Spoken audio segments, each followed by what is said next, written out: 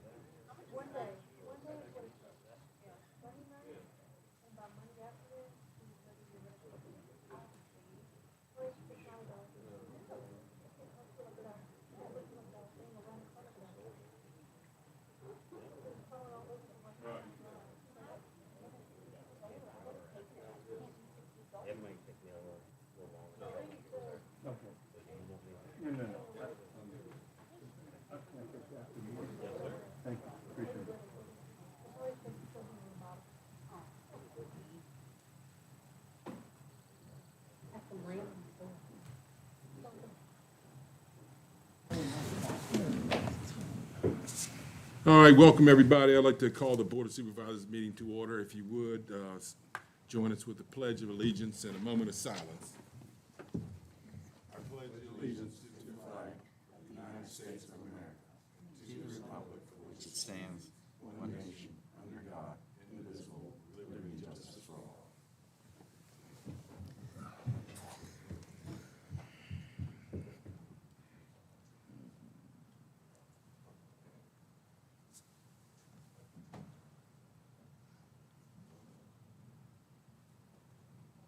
Okay, thank you very much.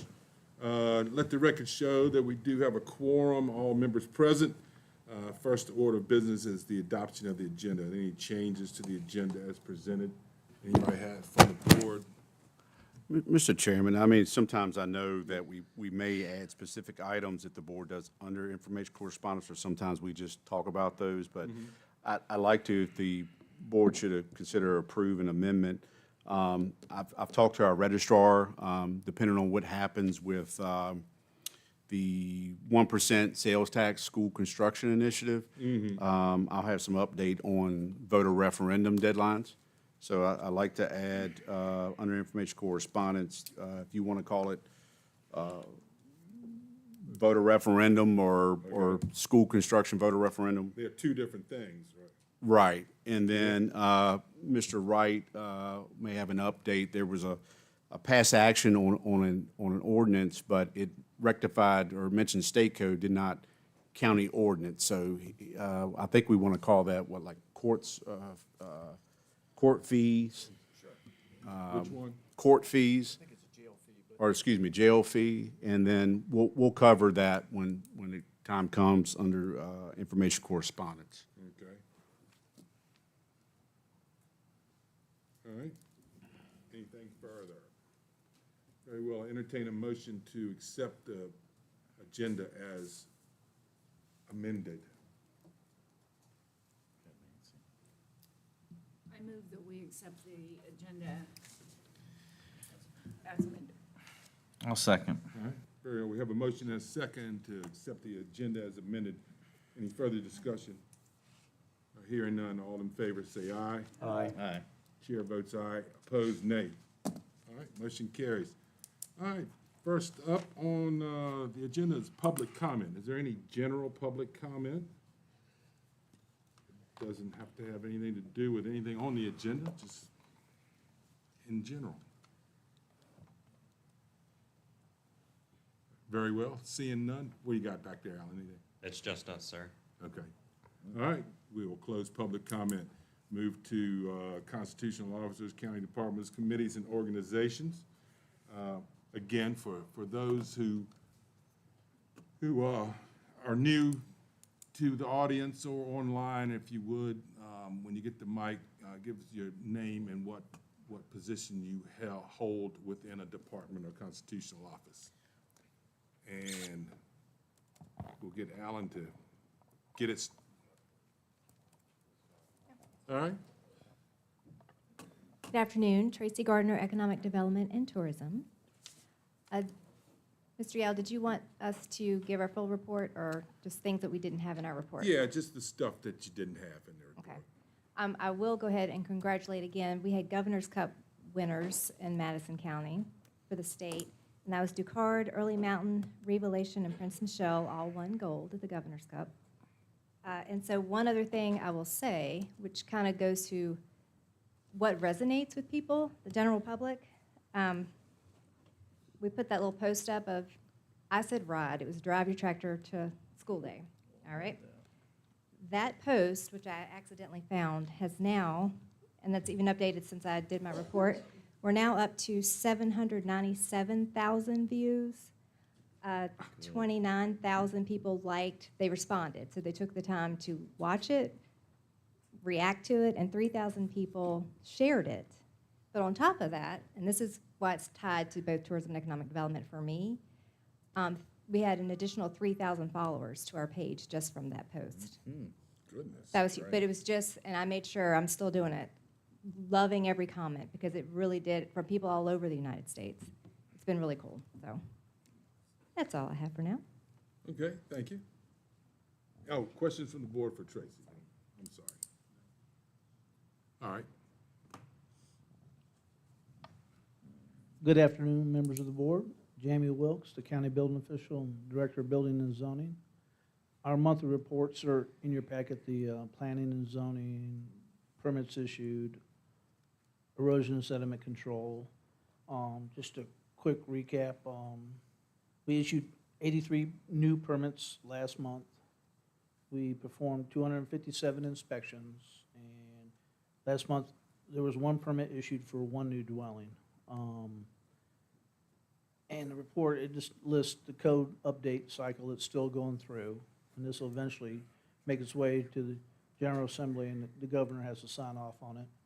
And then this week is DCR's promoting Flood Awareness Week, and we do have floodplains in our community, and their goal is just to make people aware of the floodplains, the danger, mitigation techniques, and the need for flood insurance if you're in a floodplain, because a lot of people are not aware. If you're in a floodplain and you're flooded, your homeowner's insurance will not cover it.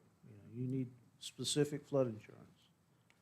Other than that, the report has a lot of information, and if you have any questions. Questions from the board? I have none, sir. Yeah, I read this morning, Rappahannock, I guess, has asked their citizens to report to someone, I don't know who they'd report it to, I guess you, if they think they live in a property that has a flood problem, the Rappahannock administration wants to know. Is that a thing? So people should, so I should call you and say, hey, my creek floods all the time, Jamie. We got that after some of the last storms, but, Yeah. I mean, you live in a floodplain, that's what happens. It will Yeah. flood, and it will flood again. I mean, it Right. happens all the time. Huh? There's no resources to help most people with that. If it's on your property, you're kind of responsible for it. Right. Unfortunately, we found that out after the last storm. A lot of driveways got washed out. Mr. Chairman, I have a question.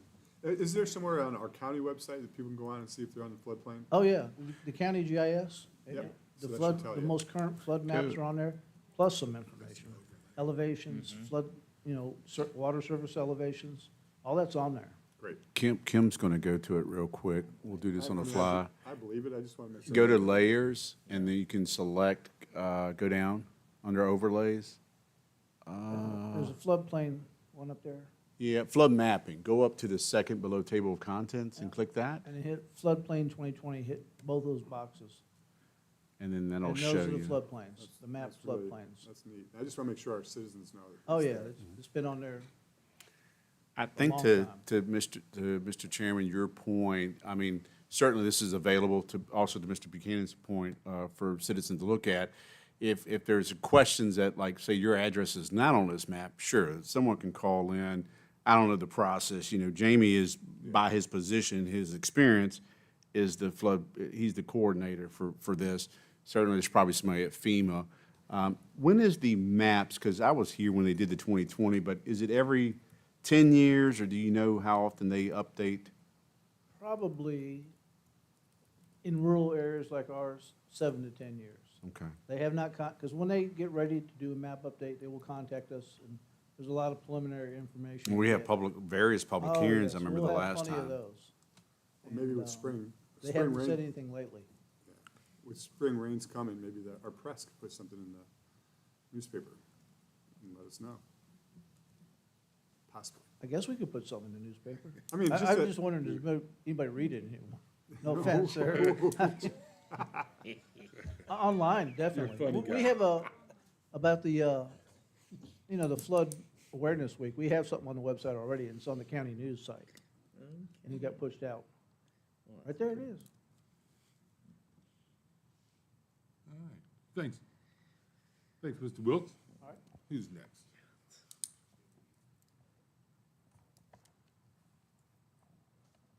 All right, good evening. Greg Cave, Chief Animal Control Officer. Had a slight increase in calls since last month. Also had a couple online training courses. I did want to make the board aware of a incident that we had off Weaver Hollow Road where a horse decided to walk upon a frozen, horse walked upon a frozen pond. You can see the pictures in the email the lady sent. So that is Traveler. So when I got the call, I reached out to a large animal rescue group, which of course they were busy. When I arrived, there were already several neighbors, friends, several people there already to help. Even Mr. Buchanan was there with his ATV, actually helped get the horse out by using his ATV. So appreciate that. Thank you, sir. And we have stopped by since then, and you can see that's a picture a couple days after the incident, and he's doing great. So they're keeping him away from the pond as of right now. And you'll see in her email, she did say she would like to share that she feels blessed to live in a community where neighbors, friends, and county personnel come together to help each other out. That could have ended very, very badly. So it just shows who Madison County truly is. And also, I would like to welcome Mr. Devin Barker. He's our new Deputy Animal Control Officer. He's been here, this is going into his 3rd week, and he will start the academy 2nd week of April. Very good, welcome. Thank you. So, Oh, yeah. And his father is also a deputy at the sheriff's office. there you go. So, yep. So Mr. Buchanan, what kind of horsepower did it take to get that horse out of there? All right, any questions from the board? 750? We're going to put an ATV For one in horse. For the budget. All right.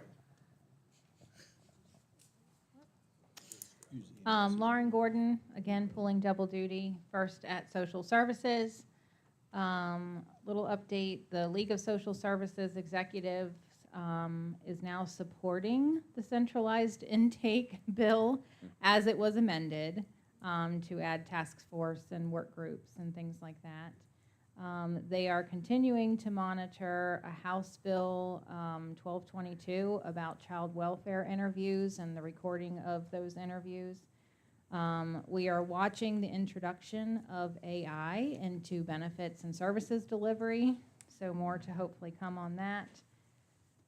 We are continuing, or they are, BDSS, excuse me, is continuing to work on efforts to provide localities with some relief for the pass-through funding due to the HR1 and our SNAP administration that's coming. Medicaid changes are ramping up, and some of those are going to be effective in October. So changing by the minute and the day for us at Social. Any questions before I move on to school board? Any questions on the board? No, sir. All right. Okay. And my school board update is that we were able to pass our budget last night that looks to have some positive things in it. And we are just looking forward to work with you all, the Board of Supervisors, on some strategic initiatives coming up. from the board? Anything on the school board? All right, thank you. Thank you.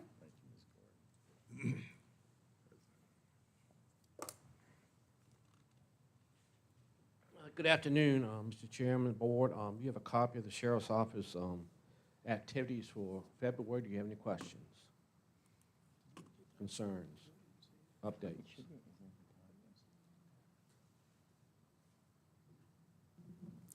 Everything looks up.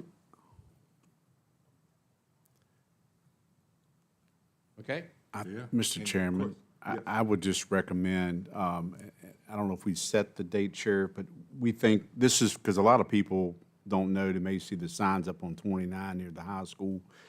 Is Blue Line saying around April for that program to be live? I can't remember.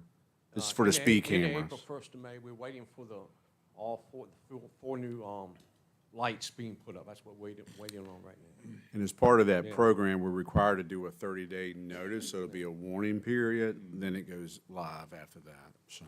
So it probably, once the warning period is completed, it'll probably first when school starts in August, September this year. And we'll probably do an additional warning period during that time also. They won't do it for summer school? or is it I'm not sure of I'm not I sure guess where some we schools need to at. ask the school board if they. Oh, only, okay. All right, Okay. questions for Yep. the sheriff? For the exception of Yeah. what you just said, are there gonna be any additional signs up? Set posting, radar enforcement, or? Not that I'm aware of. The signs are up. There'll be additional signage on the light itself. That'll be it. And make sure everybody understands that this is only gonna be used during school hours. This is not a 24/7 project, only during school hours. Thank All you. right. Thank you, Sheriff. Good afternoon, Noah Hillstrom, Chief of EMS. I am happy to answer any questions. The only update I have is we're seeing a pretty decent increase in NUA. We've had 4 today and several yesterday for folks that are following, so we're keeping a close eye on it. Happy to answer any questions. Yeah, I did notice that. And you're right, they're back-to-back, the calls, there'll be hours in between the calls, and then you'll get them back-to-back.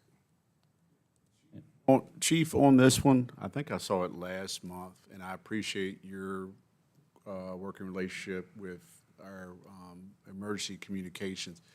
Is mutual aid defining this as far as Madison? I know we looked at it, I think, last month, but do we have that number in there? No, sir.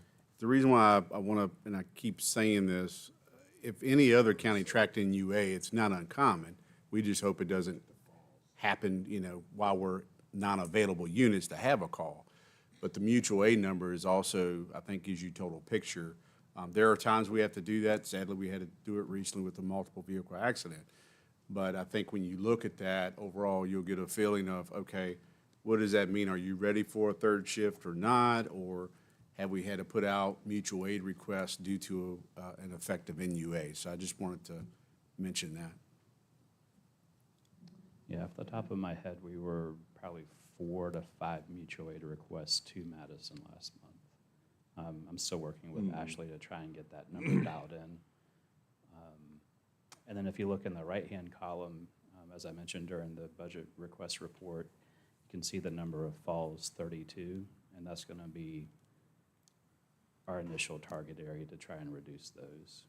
But every month is consistent. Sick person, traffic crashes, and falls are your top 3. So the likelihood that sick person calls could be a paramedicine Absolutely. thing? Yes, sir. Okay. Questions from the board from Noah? Yeah, so the childbirth, is there a child up there with your name now? I mean, was that in the ambulance on the way to the hospital? Sure. Yes, sir. Anything further for the chief? No, sir, I'm fine. All right, thank you. Thank you. No.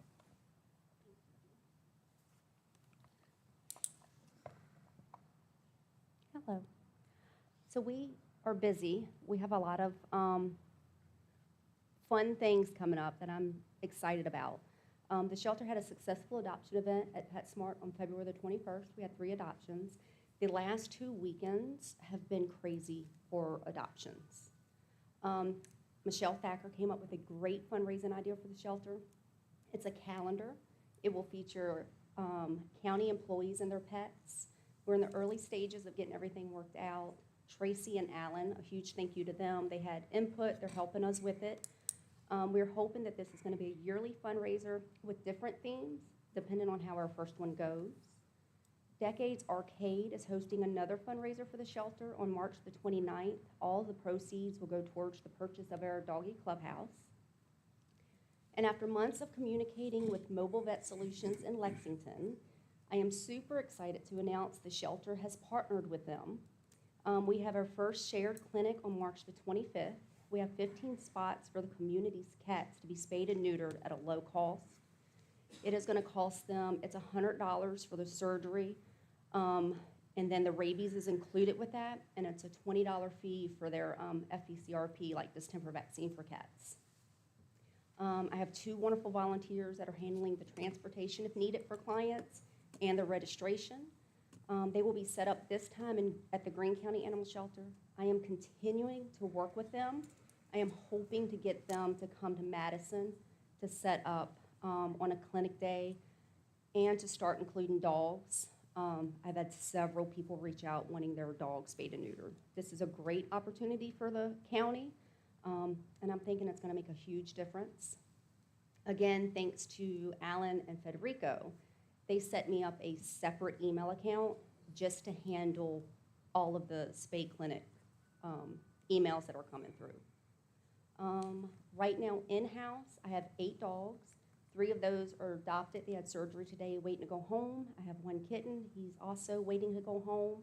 I have 5 adopted puppies in homes waiting for surgery days, and 2 in foster care. Very good. Questions for Annette? And I have a whole packet for the Mobile Vet Solutions. So if the board would like more information, the setup, who runs it, their prices, I would be more than welcome to pass that along to y'all. Thank you. All right.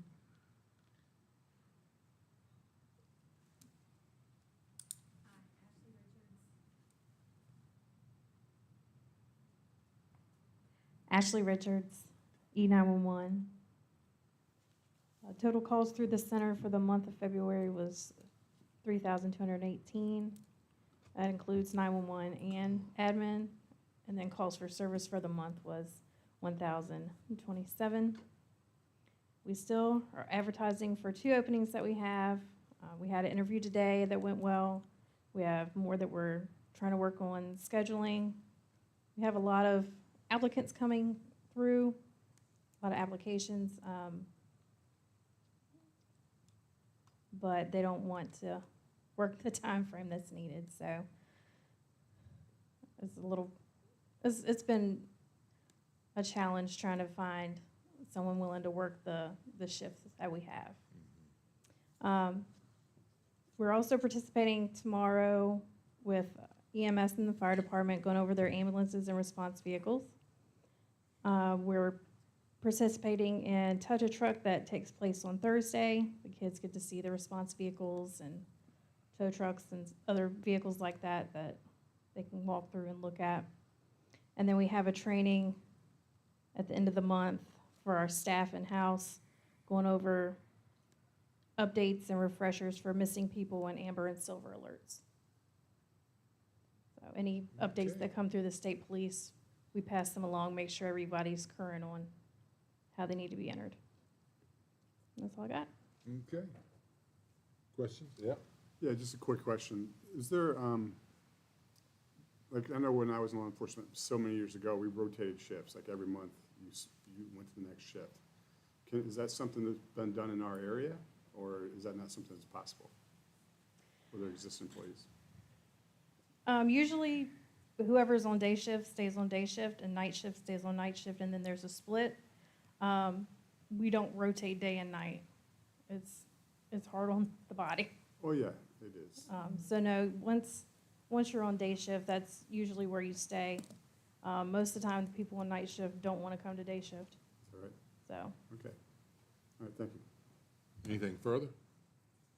No, sir. Okay, thank you. Good afternoon, everyone. Alan Berry, Director of IT. A copy of my report is there. The only two additional things I would add is the first being, I have heard of the issues with the AV in this room. We are pursuing basically upgrading what needs to be upgraded. We're not going to do a total overhaul. Our mixer is relatively good, so that's probably going to be the most expensive part that we don't need to replace. The projectors, I believe it was 2 meetings that the back one there was down. We have finally gotten that fixed. Believe it or not, somebody got on a ladder, unplugged it from the machine itself, plugged it right back in, just worked. We don't have a ladder long enough to do that, unfortunately, so we did have to call them. And then the second thing that I would like to mention is for my FY27 budget, I'm looking at getting us into a program for certification training, basically some kind of generalized IT training system like IT Pro TV, CBT Nuggets, or Pluralsight, I believe is what it is.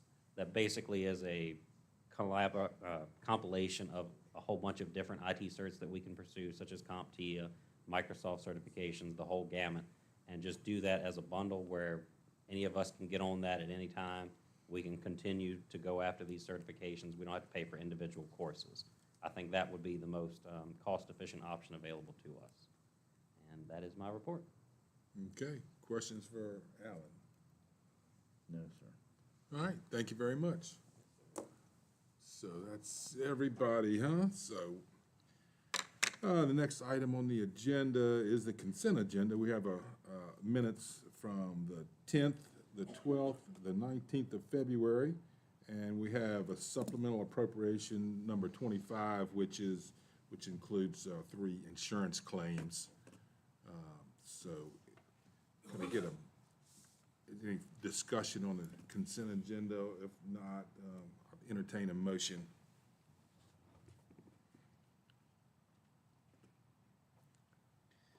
Mr. Chairman, I move that we adopt the consent agenda as presented. Very well, we have a Second. motion and a second. Is there any further discussion? Very well, hearing none. All in favor say aye. Aye. Chair votes aye, and opposed, nay. Motion carries. All right, special appearance, we have court services. With Megan Hood, probation supervisor, 16th District Court Service Unit. Come on over.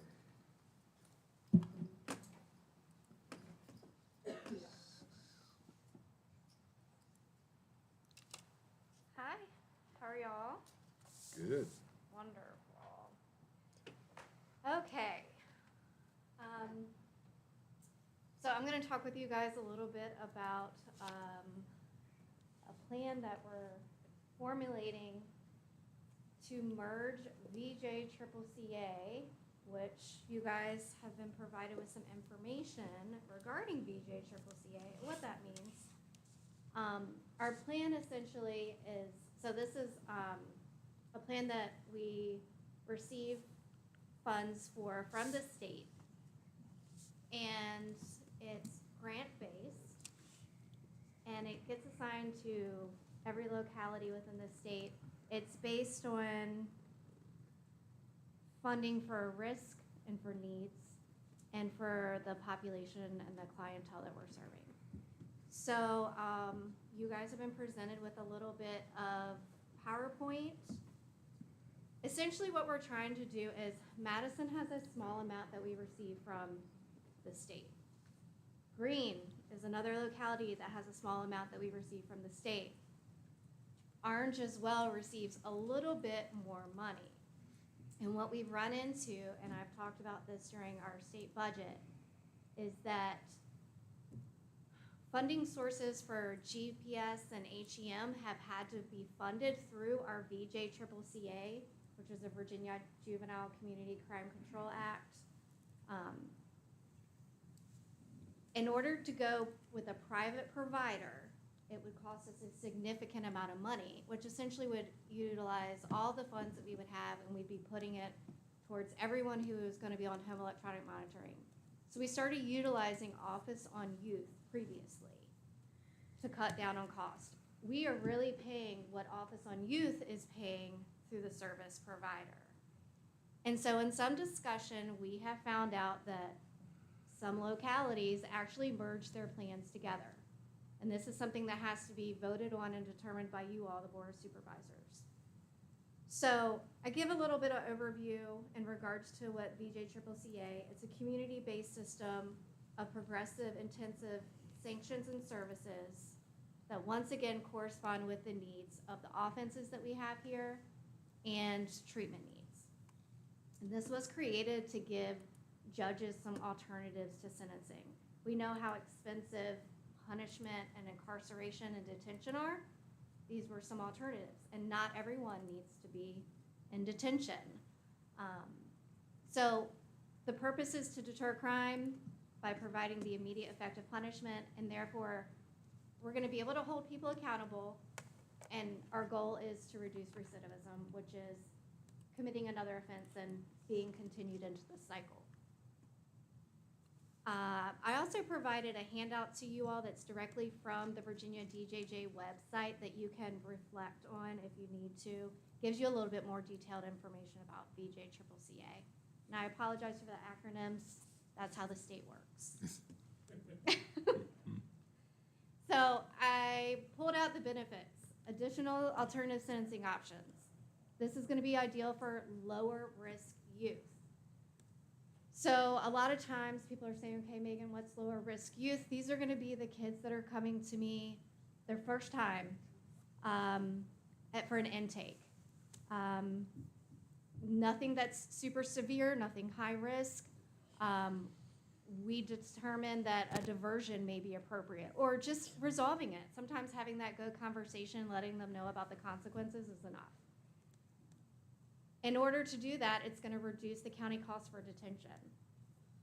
I do not know how much the county is paying right now per bid for our detention center. It's a significant amount of money.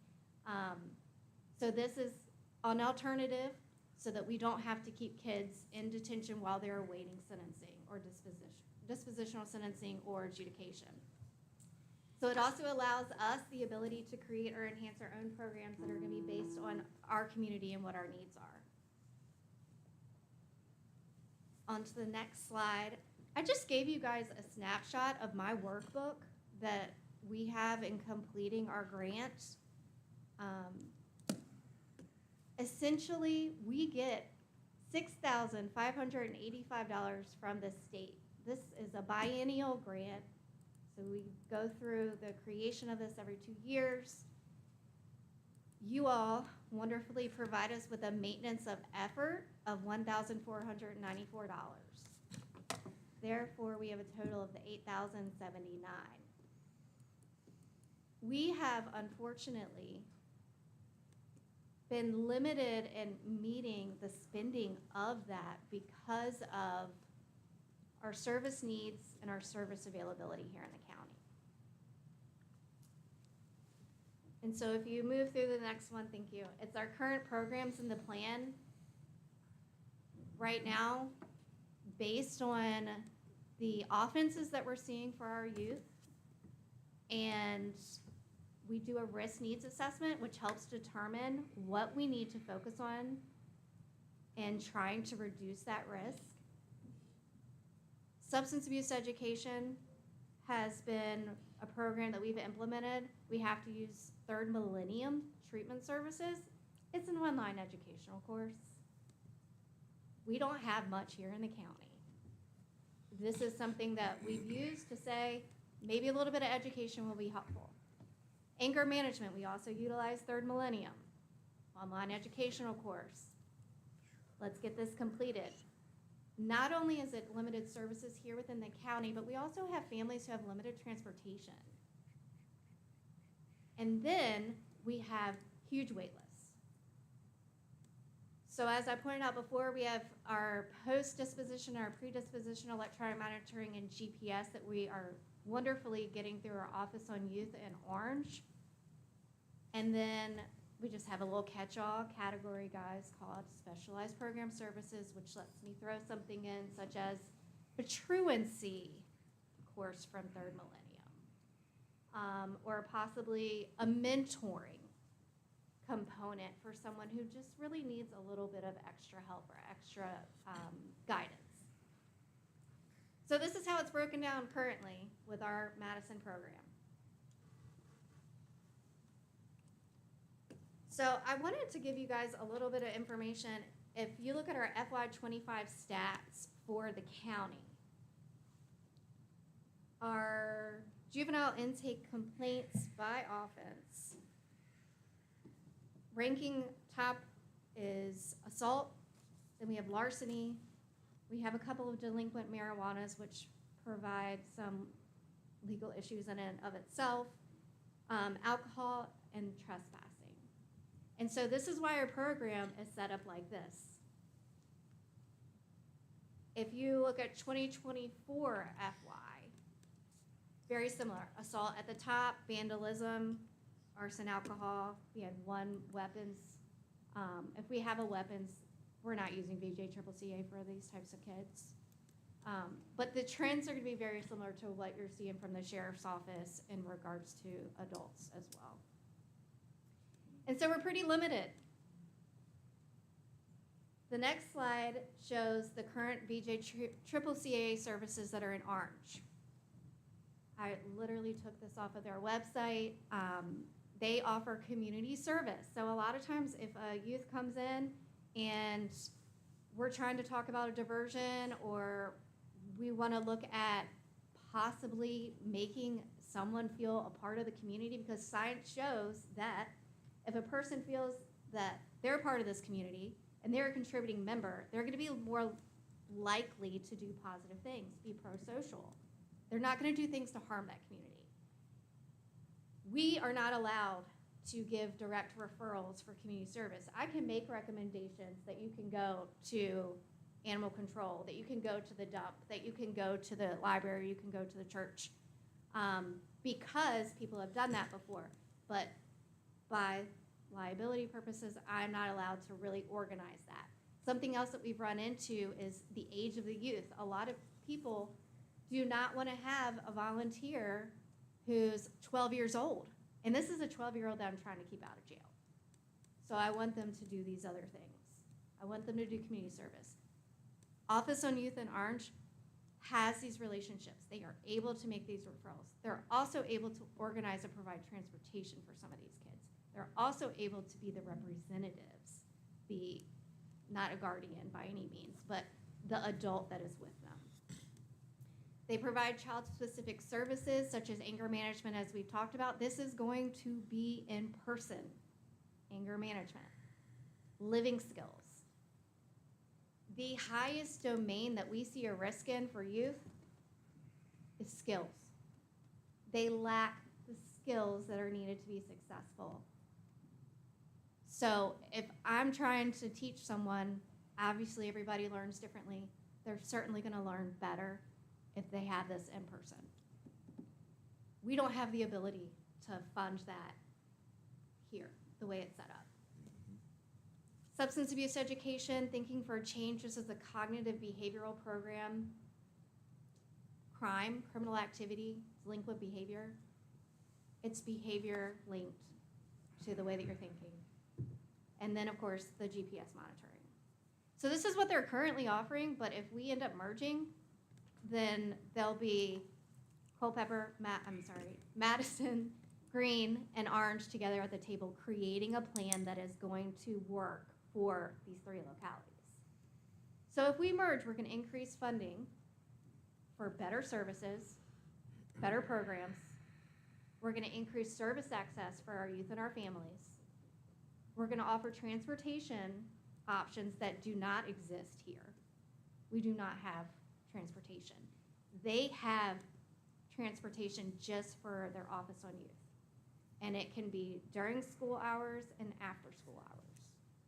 We will also be able to expand the partnership network for program availability, meaning I might be able to access a service that's in Orange or maybe even in Spotsylvania because Orange already has that relationship and that connection. Whereas here in Madison, I'm not going to have that. And then, of course, it would reduce financial management workload, and we can actually ensure a higher focus on our case management.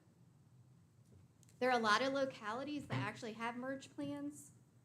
The closest for us really is Charlottesville and Albemarle.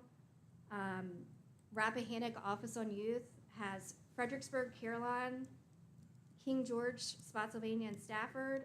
Shenandoah Office on Youth has Waynesboro, Stanton, Staunton, however you'd like to pronounce it, Augusta, and Highland. And so essentially this is just more opportunity for more effective in-person evidence-based services. So I talked about the next steps here. We needed our planning team to approve this merge, which we have. I was able to talk with the judges last week. The judges are on board with the merge. I need you all to approve this merge.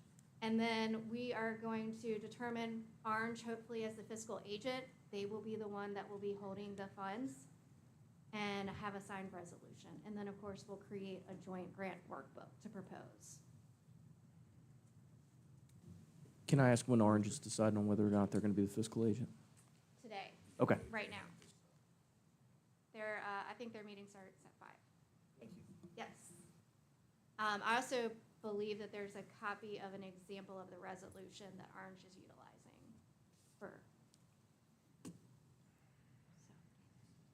any questions? No, I don't want this to look as, I'm sorry. no, go ahead. I know. I'm keeping track. So as what was previously mentioned this morning, after staffing it with CPMT, is I hope this is just not another one of those situations where our larger county takes our funds that should be for a smaller locality. I can't imagine that it would be taking our funds if we are creating a plan that is based on the needs of 3 localities, and we are increasing the effectiveness of services. We are increasing the accessibility of these services. So, yeah, Jonathan, you got. I have a question first. I thought Kayla wanted to do the public speaking, so I'm glad you pitched in You for. know, she's Just not kidding. the speaker. Just kidding. No, you both were great. And Hannon, thank you. We took oranges and kind of put it out there if you want to consider it. I did speak with Ms. Paul today, who's Orange County Administrator, and yes, it is on their agenda. We'll have to see if they approve it. So, yeah, I was surprised because they have an Office of Youth Services. So my question was going to be, because Kim and I were talking about this one day in the office, it's like, well, what do we have for youth? And we have things that are available. Hopefully you catch kids prior to them maybe coming to your offices for services, if that makes sense. You know, we have Boys and Girls Club. We have a very big 4-H presence in this county. Would those be services? I know you can't point them to them. The Office of Youth could if we gave a pamphlet of services. Could those type of services be probation options, or is it too late because maybe they're looking at other programs? So I'm gonna. Because you mentioned, well, I want Right. to quantify, you mentioned like transportation, all that earlier. That's more of like, is that community service versus programs that maybe could change direction? Right, so I think you're talking about pro-social, essentially, programs. Yes, and believe it or not, I mean, Office on Youth really is tied in and coordinated with 4-H, with the Extension Office. And during our planning phase, the discussion that we had is really to even bring in the Extension, to bring in the Boys and Girls Club as well. That's the plan, and actually that's something that Orange has said is I want Madison to be welcoming, you know, and to be able to provide us with additional services too, not just the other way around. So yes, I think that it would be, you know, a mutual agreement to utilize what we currently have. This program is really, well, the grant itself is really focused, like I said, on the earlier stages. And if it's not brought to us, then we can't do much about it. But if it is being brought to us at these at-risk youth, you know, sometimes we have people who come with CHINs, which are children in need of services. Technically, CHINs services cannot be funded through VJCCCA, but if we have an additional delinquent component, then we might be able to assist. And just for your decision makers, but just for information purposes, you have an established relationship already at the adult level. Think about the, I don't know if it's 16th Judicial District or whatever, but like recovery court and things like that. So I think there's a good established relationship there as far as county to county type of interaction that you may want to consider when thinking about, okay, can we duplicate that for the youth? So it does sound like it would help your agency to help kind of have some Madison programming since we don't have that Office of Youth. So certainly I think it's something the board should consider, whether you want to make decisions today or think on it and come back at next meeting or whatever meeting. But it definitely seems like we do things for adults, but there should be some more opportunities for our youth. How many kids are we talking about in Madison? How many juveniles? Approximately. Oh, so I'll look at FY '25 just to give you an idea, and I will say that I think we've been doing a lot of early work this year, so our numbers are down significantly as opposed to the last 3 years when I first came in from probation and parole. And so I would say I can give you numbers of intake complaints, but I couldn't give you necessarily numbers of juveniles because I didn't have that right before me. Let's see.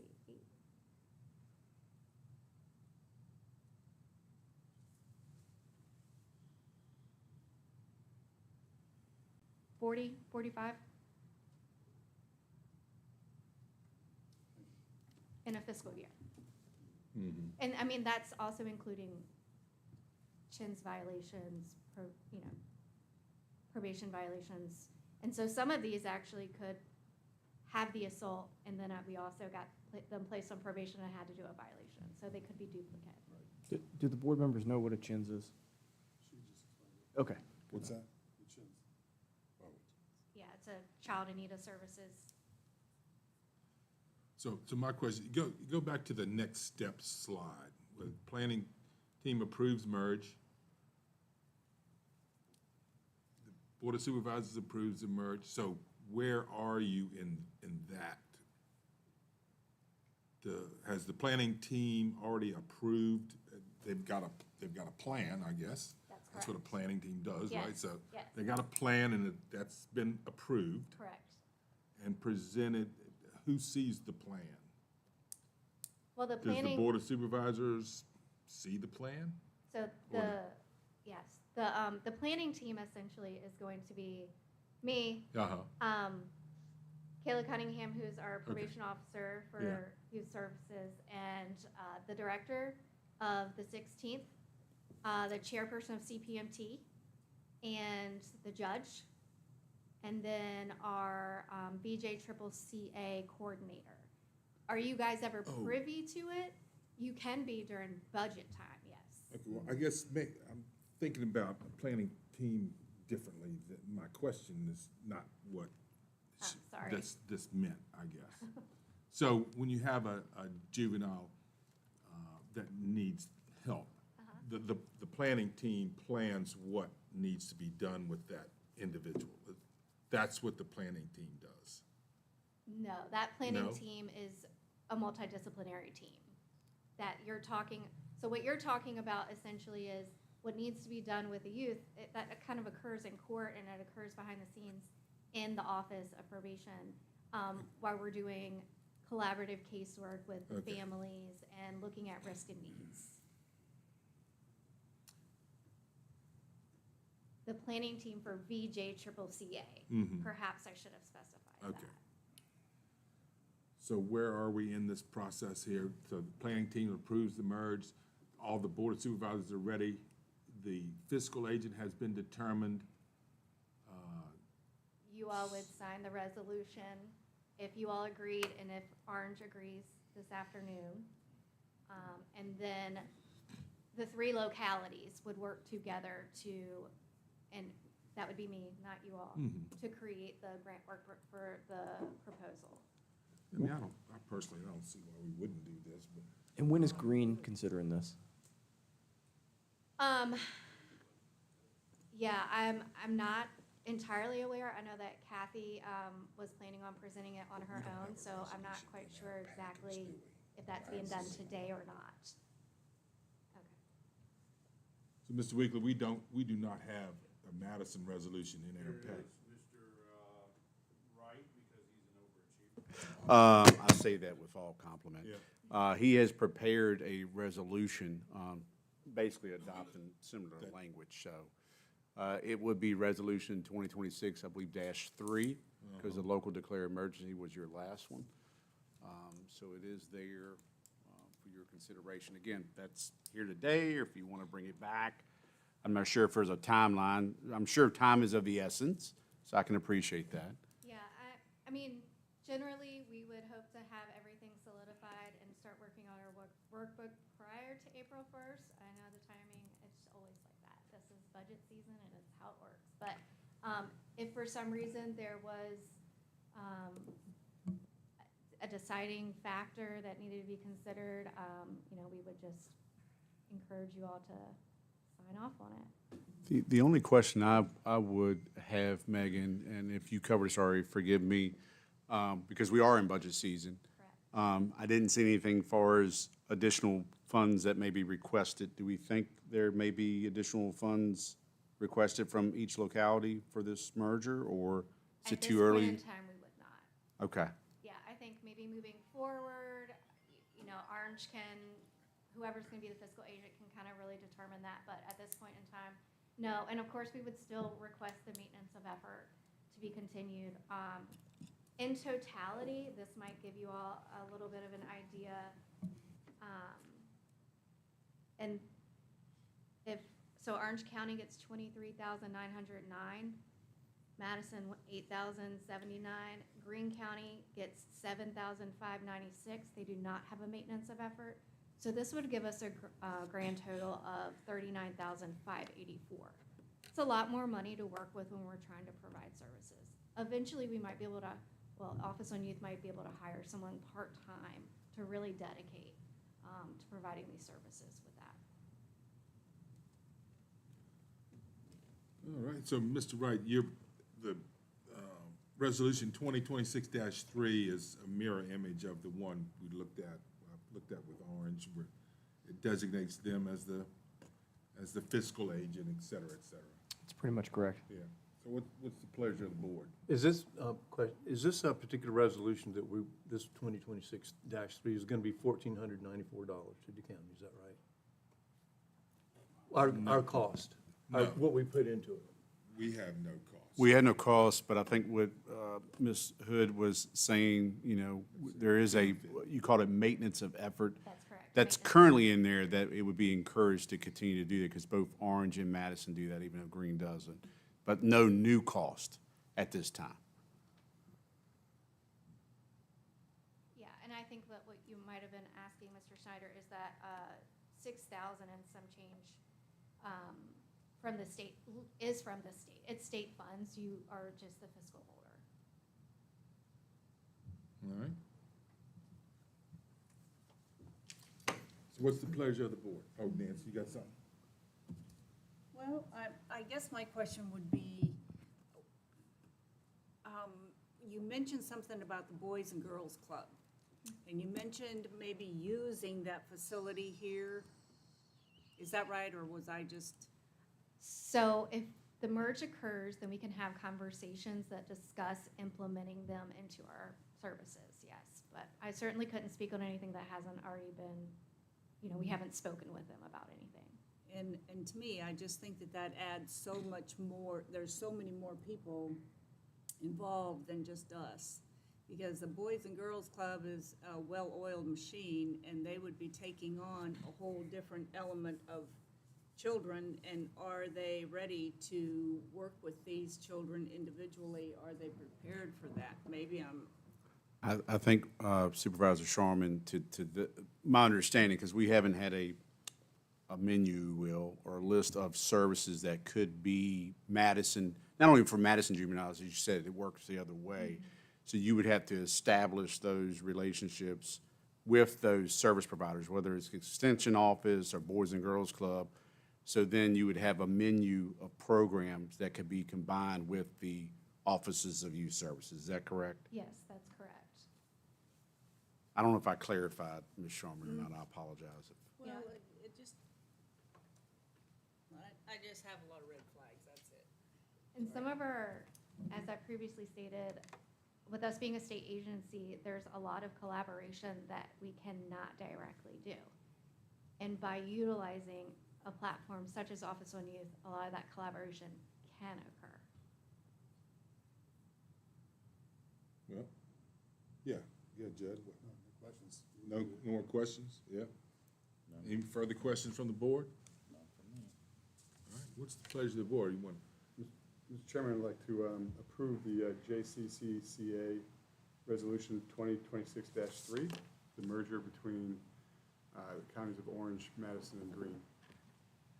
all right, we have a motion to pass Resolution 2026-3. Is there a second? I'll second. All right, very well. Further discussion? All right, all in favor, say aye. Aye. Chair votes aye. Opposed, nay? No. You're a nay? Nay. Okay. So, motion carries. Thank you Thank you. all. Appreciate you. See you Thursday.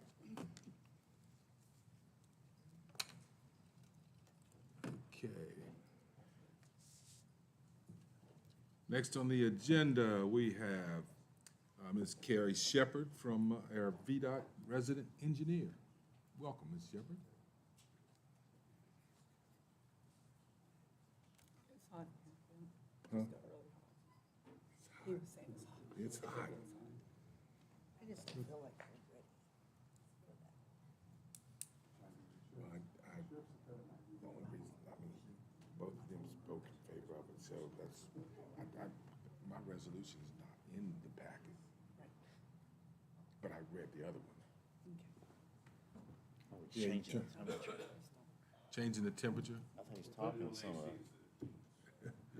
Okay. All right, Ms. Shepherd?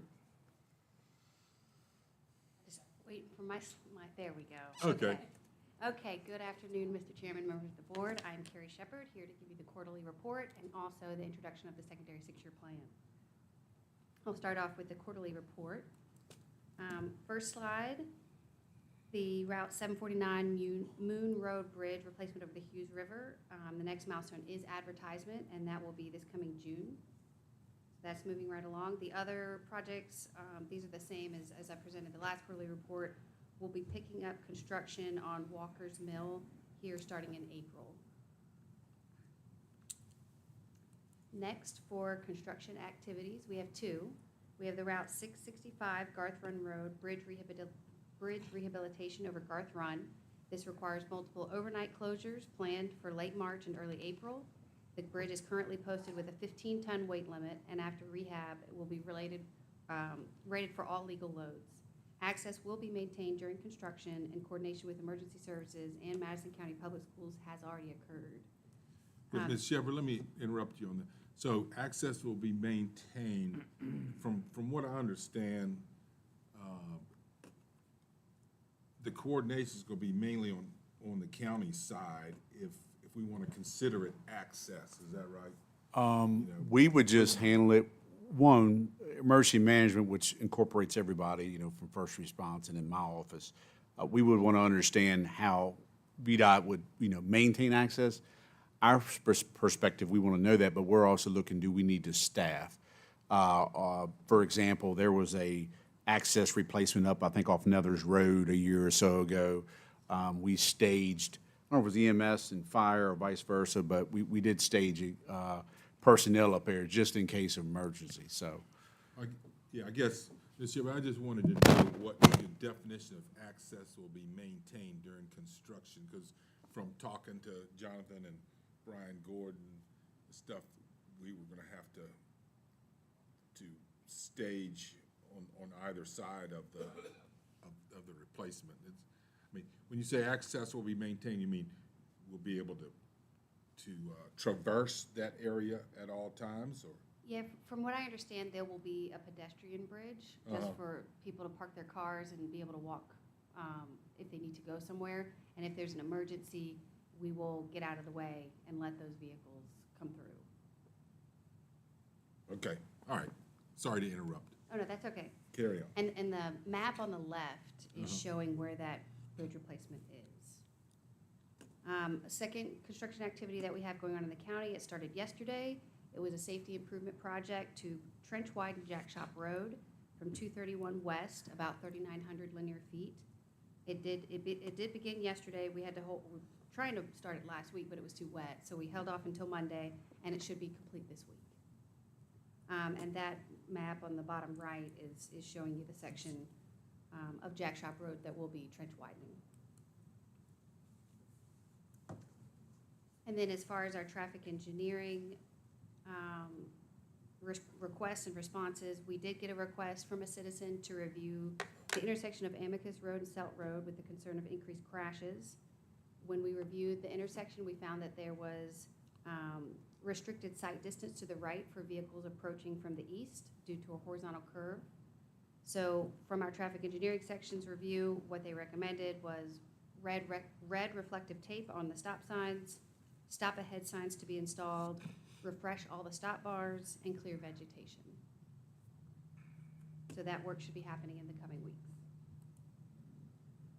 And that is the end of my presentation for the quarterly report. So I can pause here and take any maintenance-related concerns or requests. So real quickly, if I may, so, because depending on after your questioning here, Ms. Shepherd will pivot to your 6-year secondary road plan discussion. So there'll be time either to ask questions of that now or wait for that portion. I did share, but there may be some additional questions there today. I did share some follow-up information such as paving schedule, thank you, for 2026, and the scheduled paving of Orange Road, Route 230, headed to 15, is in calendar year 2027. So Ms. Shepherd has provided some of that follow-up, but I just want to distinguish there will be a 6-year secondary road plan discussion as well. Take that next, yeah. You got something on this side, I think. Ms. Shepherd, I believe we forwarded our concerns recently about the intersection of the West Hoover Road and the Novum Church Road. That was passed on to her, wasn't it? I believe so. I'll check my emails now. Okay. And that, we wanted to inquire as to whether that speed limit there should be reduced to 45 miles an hour because of limited visibility.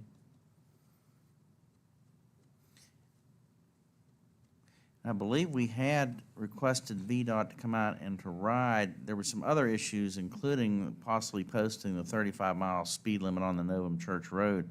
And I believe somebody just showed up one day, and we weren't able to go, and I would really like to reschedule that. So I believe it's been a number of months since we looked at West Hoover and Nether's Church Road. That was, did that come in last year?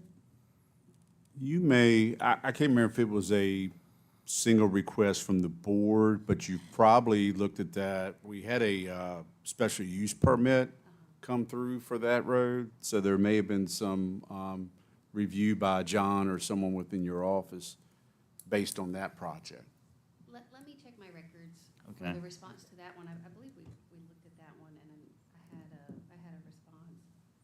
And Novum Church, as far as lowering the speed limit, that would require a signed and sealed speed study. So that would be a request from the board for us to perform that full-blown study, and use our resources to do so. So there's been no speed study on Novum Church at this point in time. That's the West Hoover Novum Church Road intersection. That's when we're talking about West Hoover Road, correct? When you're coming off the Novum Church Road and coming up to the stop sign where Hoover's right Yes. here, right? Mhm. You can't see without pulling out there, or on the next one either. Yeah, the intersections, I've heard supervisors make this comment as well as citizens. There's a couple of intersections that have, what I would say, maybe we want to review for safety and sight distance, so it's not just speed. So I would just add Novum Church Road, where it intersects with West Hoover. Ridgeview Road, where it intersects with Hoover, because if you're trying to make a left on the West Hoover, it's, you've got a bank there and a fence blocking. And then lastly, what Ms. Sharman was just mentioning, the intersections of Arrington Mountain, West Hoover, and where Taos come together. We actually had a juvenile had impact with one of our ambulances. Thankfully, everybody's okay. But if you're looking left, coming off Arrington Mountain, you're just basically playing a guessing game. I hate to say it that way, but. So those, and I think those are back-to-back intersections of those roads I just mentioned. So with all those things in mind, Ms. Shepherd, what would be the best way to proceed? A visit by your team to look at all those intersections before we would request a speed study on any of them? Yeah, because just to summarize, so these 3 intersections, the concern is sight distance issues. Yes, ma'am. Okay, yeah, let us look at those first and see what we can do. Sometimes we're limited with the right-of-way of what we can and can't do, but let us look at those. Let us Okay. look at those first. And then, Mr. Chairman, is it appropriate, Mr. Weekly, to mention the Twyman's Mill Road? Absolutely. I think today, because this is one, Ms. Shepherd, I've just had recent conversations with Mr. Jewett, so it was not in that email I sent you about the other updates, so there's some concerns with Twyman's Mill. Yes, where Twyman's Mill Route 614, Twyman's Mill Road, tees with Route 15 in Locustdale, the stretch of road on the Twyman's Mill Road, once you leave Route 15 to ingress on the Twyman's Mill Road, that first couple of miles is got some extremely narrow and dangerous stretches of road in there, particularly the first mile, I think, on that road. And I've had complaints from citizens. I actually I live across the road. The property adjoins that, and I know that it is extremely narrow. Traffic cannot pass. I know that there's been concern about our emergency vehicles traveling that road. So that's something that I would request that VDOT would take a look at, please. Yes, we can do that. The only question, if we're able to trench widen, is going to be a matter of funding. And I would say, Ms. Shepherd, and I'd like Mr. Jewett to confirm, it's on either screen. Mr. Jewett, is a thought from where Twyman's intersects with Route 15, going back to where it intersects with Deerhaven, that section of road? Right, actually, right to about Deerhaven, maybe even up to Turner's. But the worst part is that first stretch once you leave 15 until you pass the Five Riders Farm Stand. I think it's 2 miles, 2.5 miles, something like that. But the absolute worst is when you immediately leave Route 15. And it's been that way ever since I can remember. And we're getting a lot more houses built down that road, a lot more traffic. And it's impossible for traffic to pass each other, particularly if it's an emergency vehicle or a trailer truck or any type of truck, even double axle truck. So I think it would be nice if VDOT could take a look at that. Thank you. And then, I guess, ultimately let us know what the funding options are. So I've got one that I went, this is also Twyman's Mill Road. But, so when you're coming out of Twyman's Mill Road to hit 230, okay, and you're hitting 230, there used to be a stop sign in the middle of that. But it looks like the stop sign's been removed from the middle of the road and moved to the side. And this person wanted to know why. I said I'd ask. So I think y'all removed it from the middle at Pratt's as well. Is that standard operating procedure now to take the stop signs out of the middle of the the little intersection, I guess you'd call it. You know what I'm saying? Yeah, it depends. It's- The stop signs in the middle like that, they Yeah. get hit a lot. They do get hit a lot, And so yes. if we can find a more appropriate place on the side that's clearly visible, we'll Yeah. do that and not replace the center. Because Yeah. they just go down so much. So I went out there today and it looks like you all have installed, looks like relatively recently, a sign that says "Stop Ahead." So I'm gonna report that back to her.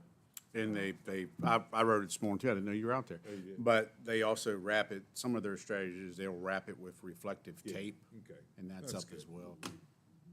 All right. So is that it for the maintenance side? Just one, Yeah. one comment, one question. I had a citizen on Duet Road said that he got a letter saying they're gonna close down Duet Road, but there wasn't any date on it, so they can replace culverts and go across the road. So that's number one. So I don't know if there's a date coming up, and maybe we'll talk about that in 6 year, I'm not sure.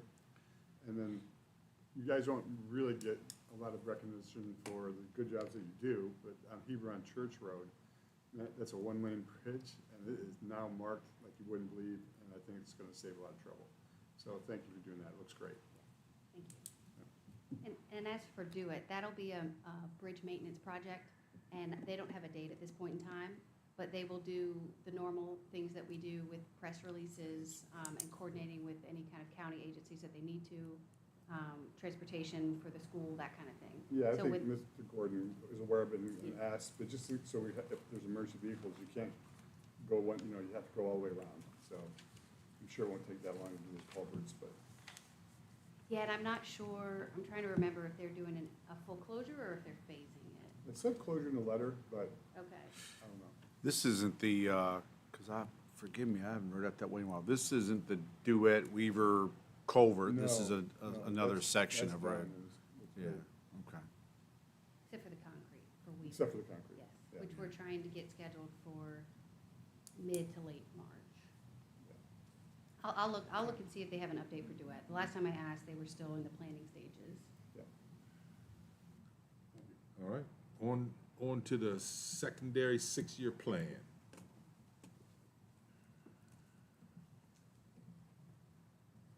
Okay, so traditionally, the unpaved grant funding was to hard surface gravel roads, must be in the state system, carry a minimum of 50 vehicles, predominantly used for local traffic with minimal growth, require minimal improvements to alignment and drainage, and we prefer to have 16 feet for cars to pass.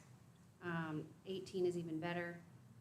And just recently with the new legislation passing, we also have the opportunity to make improvements to gravel roads that doesn't result in paving at the end of the project. And right now, from our records, Madison County has a total of about 75 miles of gravel roads and roughly 35 that qualify simply based on their traffic counts, but a field review would still be required. So this next slide is a look at your funding.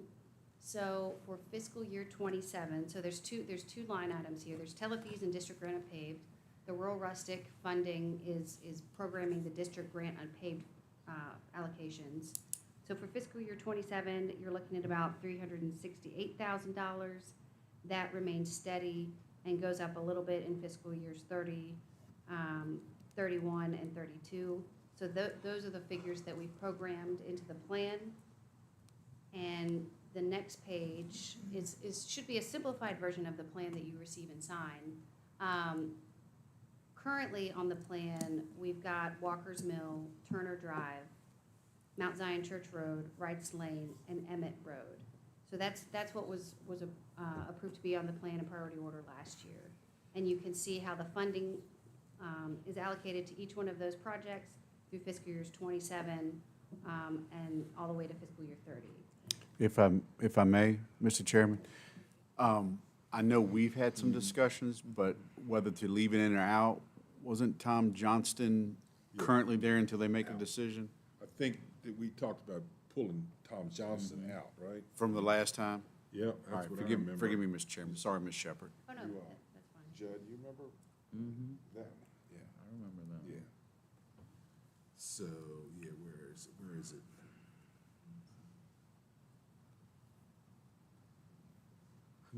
Sorry, the only reason why I asked, one, to make sure it's reflective. Two, you may have some decision points when Ms. Shepherd goes through, because you'll have total fund availability.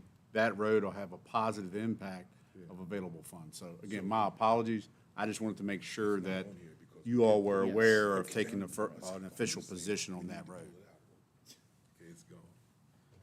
Yeah, this plan reflects the removal of Tom Johnson. Yeah, yeah, okay. And so the numbers have shifted from what you previously saw based on that funding from Tom Johnson being put back in the plan. So what you see below Emmett Road are some recommendations that we came up with working through our maintenance team, and roads that we felt like could qualify for consideration.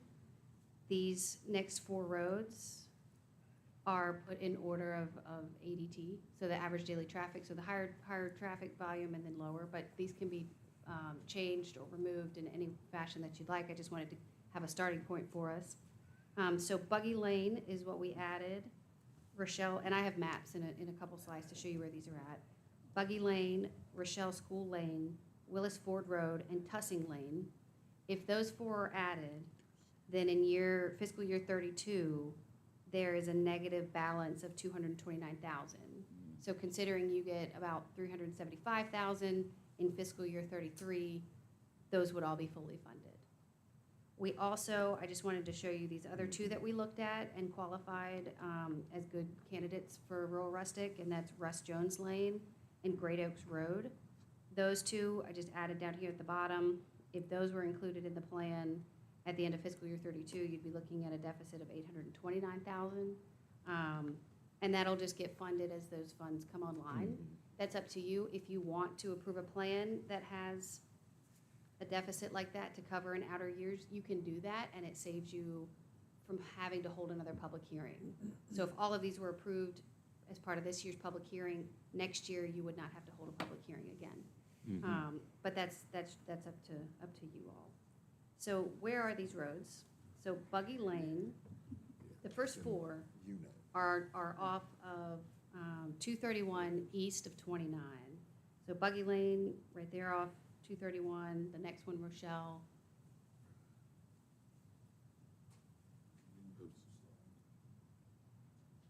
There we go. There's Buggy Lane. Okay, so that's off 231 east of 29.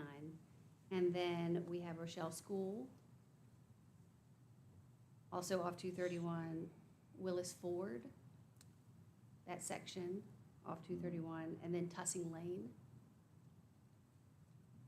And it's denoted, the start and stop points are denoted by the red stars. Well, we'd be remiss if we didn't correct you to say it's Tussing. Oh. The family is Tussing. Tussing. Thank you. Now I know. And then the last 2 that I had at the bottom, Russ Jones Lane. This is west of Repton Mills Road. And then the last one is Great Oaks. And that goes between the connection of Wilderness Road and Ridgeview Road. So these are the ones that we've suggested.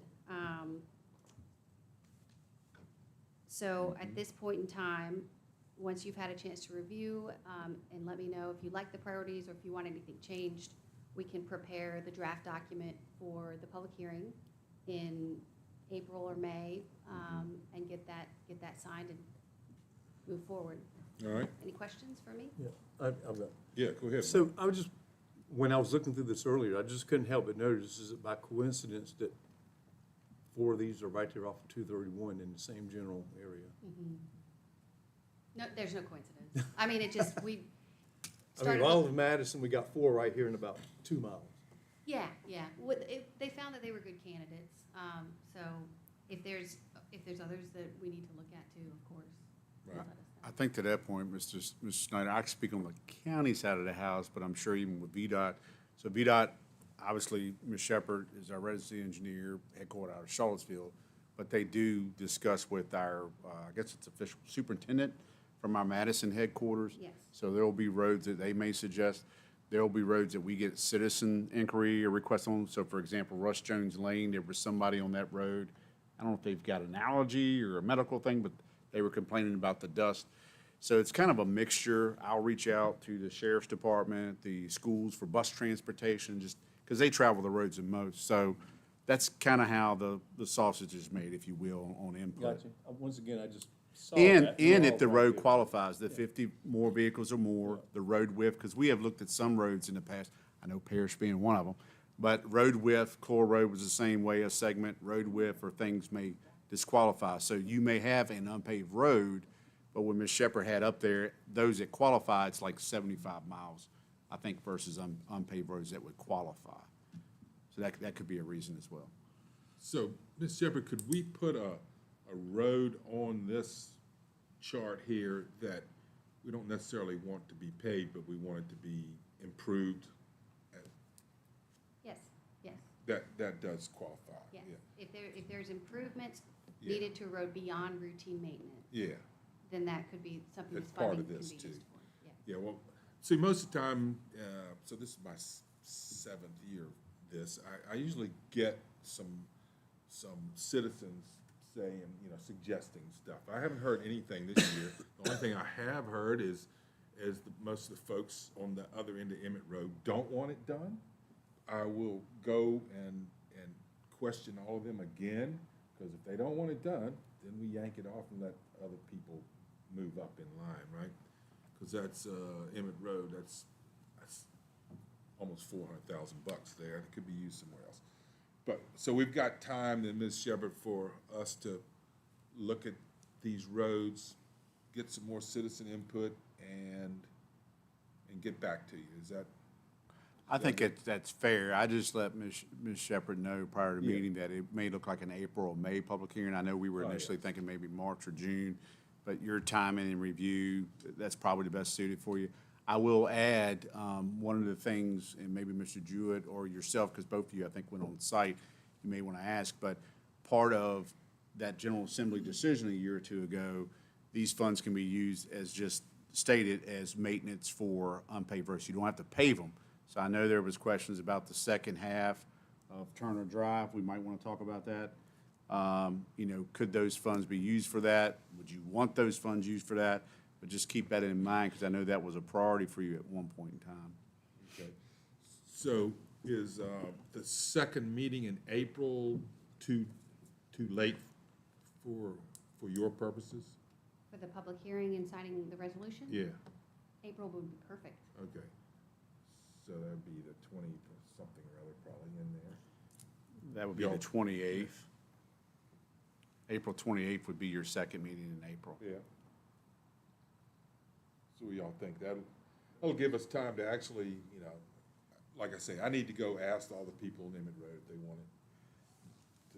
Can we come back and establish your public hearing date once that feedback's come back? Because that'll give me an opportunity to talk to Ms. Warren about our budget calendar. Yeah. I know we're going to discuss about that on Thursday, but based on changes there, you may have your budget public hearing and/or tax public hearing that night. That night, oh, yeah. You may not care. You may want to have multiple public hearings, but if you just gave me that little bit of time as you're talking with All right. constituents on roads, certainly there's still enough time to establish April or May as your public hearing, but that would allow us to factor in your budget, because you may not want a marathon night. Yeah, well, let's talk about that at Thursday's budget. Okay, See how that, because we could move it up to the first one in April, I think, probably. right, Would be no problem. okay. Okay. Did you want to talk about Turner Drive, or you have any thoughts on Turner Drive? I just wanted to ask, the money that's been allocated, and then, of course, which includes fiscal year '27 now, that amount, was that the amount that was required to pave the initial portion of that road, or is that for the extended proposal? Yeah. Okay, .44. right. But yeah, does that go from the stop sign, .44 miles down Turner Drive, I guess? Because I know that there were issues getting right-of-ways and all those sorts of things, and I didn't know how that had progressed. We haven't heard anything from citizens for, what, a year or two, so. Yeah, they've been patient with us, I think. The only thing that we have done is a rough survey. We don't have upfront funding to spend doing things without having the money allocated to us, so that's the only thing that's been done at this point in time. So we could tell the folks that live on that road that, say that again, where you all have done, you haven't done any of the engineering yet, right? What have you done? Say that again. Just a minimal surveying. A minimal survey, okay. And if their Okay. next question was, well, where do we go from here? Where do we go from here as far as any potential improvements to the rest of that stretch of road? Whether that be, widening, whether it be paving, whatever. That's kind of, I think we're a little bit in limbo right now. Sorry, I would recommend or suggest as, there was another word you just mentioned earlier, forgive me, that the chairman and/or Mr. Jewett had said, can you bring back funding recommendations or programs for that road? I would say the same here. You know your programs best, but certainly I know the funding that if they weren't to allocate certain funding, like Mr. Yao talked about Emmett Road, that money could be put towards that effort. They would have to direct you to do that and specify that. But I guess our question is, where do we go from here? How do you do the things you need to do to establish, cost or the best program the county could consider if they want to direct you to move forward with that project? I think we could do some minimal, I don't even want to say engineering, but review of the road to come up with some options. It would be very conceptual in nature. Because past conversations, what we've talked about out there is there needs to be some drainage improvements. So I think working with our maintenance guys, we could probably quickly come up with a quick idea of what that looks like.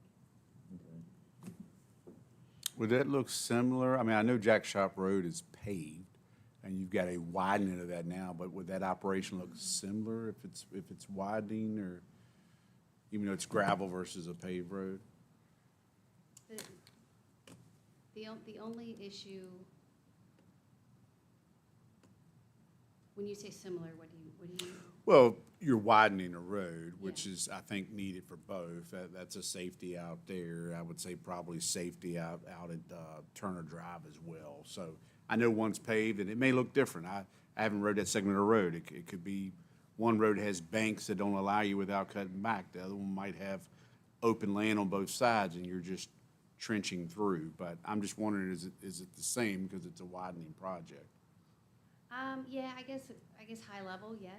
The issues that we had on Turner was there were a lot of trees right next to the road, and then the other side is their homes and their driveways and their mailboxes. Right. So they would have to agree to allow us to widen those portions, because the amount to remove the trees was astronomical. That was a big piece. And we discussed too, it looked more probably of a hypothetical, acquiring right away on the right side, because to your point, on the left side of the road, there's a lot of homes, wells, things closer to the road, maybe fences. But, you'd have to do some tree clearing, but it was also trying to avoid creating a curve, which is more costly. So whatever you can do, if it's some suggestions at the headquarters, we'd love to hear about it. We haven't gotten a call lately, but, who knows, that phone call could happen tomorrow, or when we advertise for the 6-year secondary plan, it may create conversation. We did promise to follow up with residents, so. Yes. Okay, anything further for Ms. Shepherd? Nope. Okay, thank you. Thank you. Thank you, ma'am. All right, next we have a public hearing on the e-summons ordinance. Mr. Weekly, you want to kick it off? Yes, sir. Thank you. You may recall our clerk of the court, I think it's for JDR, brought to our attention there are some localities that, and the state allows for it, assesses a $5 fee for an e-summons ticket. And this is primarily, I believe, for speeding violations.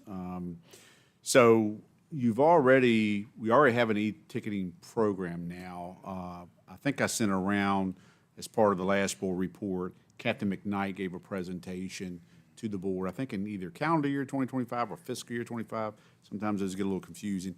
but it talked about the grants they obtained. And part of that was a Bryan grant, BRYNE, I believe, or JAG, some people know it, to purchase the equipment and the software, but normally grants do not cover subscription fees. That subscription fee annually right now, unless there's a CPI increase, is $21,000. I'm not saying that's the reason to do it, but I will say it'd be nice to help, put towards that. The board would decide where that funding would go. If you don't direct it at a certain place, I believe it goes to the general fund. So this would give you the ability to assess that fee if you want. We did get at least one citizen provided, I believe it's in the packet, Kim, feedback where they were not happy with it, and they had suggested other ways to fund this, such as the Bryan grant, and I informed them that that's how we obtain this, but the annual subscription fee. So it's really up to you if you want to assess this. I know the code allows for you to do that. I believe $5 is the maximum fee to do so. But definitely, I don't want to sound cold-hearted, but if someone has an opposition of you're assessing that fee, don't speak. You don't get a fee. But it is a way to help as you're thinking about cost. That $21,000 right now, all taxpayers pay towards that, or a portion thereof. So I think to me it makes sense, but however that is up for the board to review, as well as considering any input from your citizens either in public or online. And that's all I have, Mr. Chairman, unless the board had questions. All right. Questions from the board on this? It does say the last paragraph of 2026-3 ordinance says that the funds will be held by the treasurer, subject to appropriation by the board of supervisors to the sheriff's office for funding software. So we've got that in there, huh?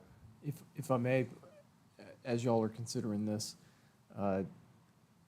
so it would be for any charge that's made essentially by Madison County Sheriff's Office. So it wouldn't apply to things like Virginia State Police or citizen complaints that come in. The other thing, in talking, I met with the two clerks of court for our combined court and for circuit court.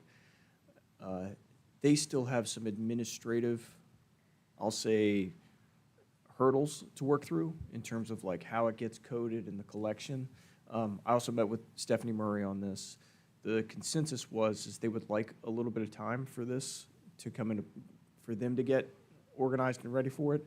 And they would ask that if the board's gonna adopt it, to make it effective July 1, coincide with the new fiscal year, as opposed to having it effective immediately, which is sort of the default. So I would say if you're gonna pass it, then the request from those stakeholders is to pass it with it becoming effective July 1.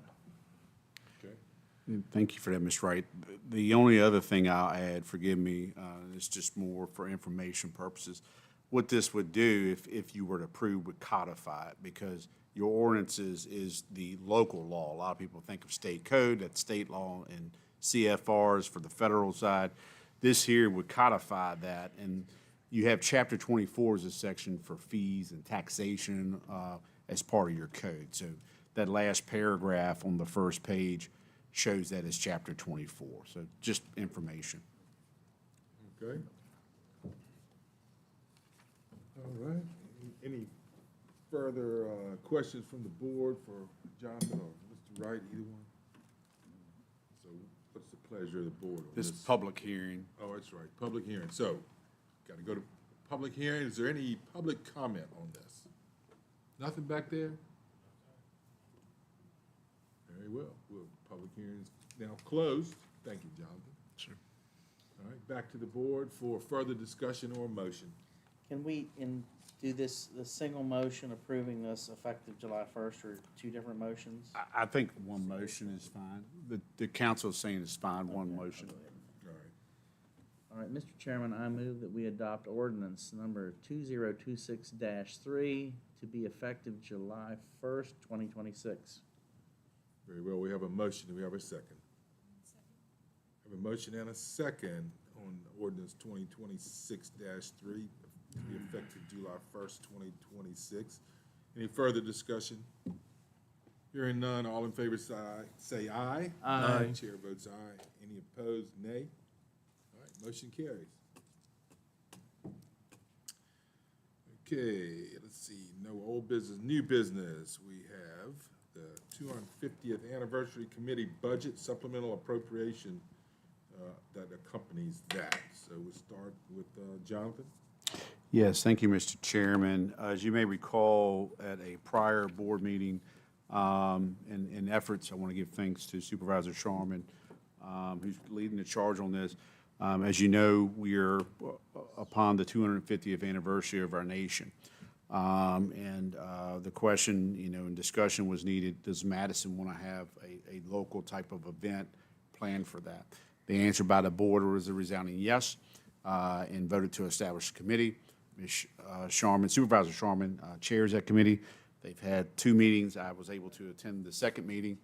And part of that was they've got great ideas. I think there's a logo out there. Soon we'll have something for the website, and Ms. Sharman can speak specific to that. But as far as an action item for you today, beyond discussion, if you want to consider, in order for them to expend, whether it's signs they're looking to buy or banners or whatever, there is no established budget right now, and that's within the board's purview. It was recommended by staff to Supervisor Sharman and the committee just to establish a initial budget line of $10,000. We did speak to Ms. Gardner, just make sure that TOT funds were an okay use for this. We're in agreement with that. What this supplemental would do, because under tourism, Tracy has a variety of things. It could be advertising, whatever. So this would be supplementing. You're pulling from the TOT fund, out of the general fund, to supplement, to put in this budget, and you would be creating a 250 committee line item that therefore the committee could expend from. That's what the supplemental is doing. Ms. Sharman, anything you'd like to add about the committee? Or Well, I'd like to find my button. That'd be helpful, but I can't today, so there you go. It seems like everything is moving along pretty well, and I do appreciate Judd's input on all of this too, and also Tracy. That website's gonna be up sooner than later. The page is up, okay, so so at least we have somewhere to drive people, and so that's exciting. And there are a lot of different things. When you think $10,000, I think, whoa, that's a lot of money. And then I'm like, well, maybe we won't even be spending that, but thank you very much for your generosity. And we're gonna work on just being able to unify our county and celebrate together for the 250th. But for those of you who don't know, you need to mark your calendars for July 2nd is where we will have our main gathering at Hoover Ridge Park. And that will go from 5 o'clock, it's on a Thursday, so it'll be 5 o'clock in the evening to like 8:30. So, and we're always open to suggestions, and we're always open to volunteers. And so, through Tracy or through myself, through Judd, just let us know and we can build on that. But maybe Tracy, do you have something you have to add? Oh, he found the page, good. All right. I did change my cover photo on the tourism page after we got all these new followers to the logo. Good. Rather than starting a whole new page, we already have these followers, utilize it, so. Perfect. And thank you. Yes, Judd. And just one quick add, Supervisor Sharman we got this money, this number, but we're relying on volunteers and doing everything we can as cost conscious as we can. For example, like the Madison, Tour de Madison, we talked to the people over in Culpeper that are putting that on, and they're gonna put our logo on their T-shirts that they get when they sell the routes, those things. So we got volunteers up at the Kriegersville Museum. We got just a lot of volunteers and a lot of effort going into this. So, Yep. good job. The word's getting out, the people are getting excited about this. When we think July's a long ways away, well, it's 4 months, so. All right, anything further? We just need to make a motion on supplemental appropriation number 26. so Supplemental appropriation, oh, okay. Well, Mike, you want to move? Mr. Chairman, I make a motion to approve supplement number 26. And I'll second. All right, we have a motion and a second to approve supplemental appropriation number 26. Is there any further discussion? Hearing none, all in favor say aye. Aye. Chair votes aye, opposed nay. Motion carries. All right. Committee and board appointments. Ms. Turner.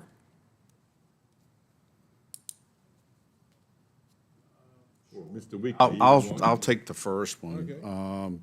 And then certainly, I can call on the chief if he has anything to add, or any of the supervisors, particularly Mr. Buchanan. He was appointed as part of the EMS Council. So during an organizational meeting, as you always do, you appoint members to your committee or citizens, however it's required by bylaws or your point of privilege. So we have always been for some time part of Thomas Jefferson EMS Council, which can get a little confusing because generally those counties are in Planning District 10. We're in Planning District 9, which is Madison, and then moving north all the way up to Fauquier County. Recently, there was talks and the reorganization has occurred. Now, Rappahannock EMS Council and Thomas Jefferson EMS Council, they are merging or reorganizing to become the Rivanna Rappahannock EMS Council Advisory Committee. That's a mouthful. So there has been a charter that has been signed by both groups, and we have that. That file, I think, was acting weird, is why it's not in the packet. We have the letter that went out to all localities that would be part of PD 9 or PD 10 territory, and asked for them to please appoint your members. Generally, you have one voting member, and what has naturally occurred, not only this locality, other localities, they will choose a staff member. In this case, our chief of EMS, who's been your voting member for some time. It probably even goes back to the lineage dates of your predecessor. And then from the board side, you have a liaison. You actually have two. You have a primary liaison, which currently is Mr. Buchanan, and you have an alternate as Mr. Yao. So the thought was if you want to appoint those same members, but either way, I guess because it's a new council, you would be appointing to that. So hopefully that makes sense. I do want to point out that Culpeper just recently took action at their March meeting on this. Orange is pending, and I did not get a chance to talk to Rappahannock today. Chief, would you like to add anything? I know the president of TGMs had some concerns or maybe some thoughts on it. But overall, I've seen at least one other county to take action on this item. Sir? Yeah, I think it's reasonable to move forward. I've been trying to keep the board up to date, but there's just been a lot of back and forth with the transition. And Mr. Weekly made me aware about Culpeper's actions and so forth, so I think being proactive is good for this one. So I believe this gets us to the seat at the table to talk policy, or if there are training initiatives. It doesn't commit you to a certain amount of funding. Each year, the EMS Council, speaking of TGMs in the past, make a request. But being a member or appointment does not mean you have to fund it or at a certain level. And that's not me advocating either side of that issue. They are separate issues. One's a funding, this one is to, take a seat at the table, essentially. So Noah, you're still willing to be our voting member, huh? I am. Okay, thank you. Yes, sir.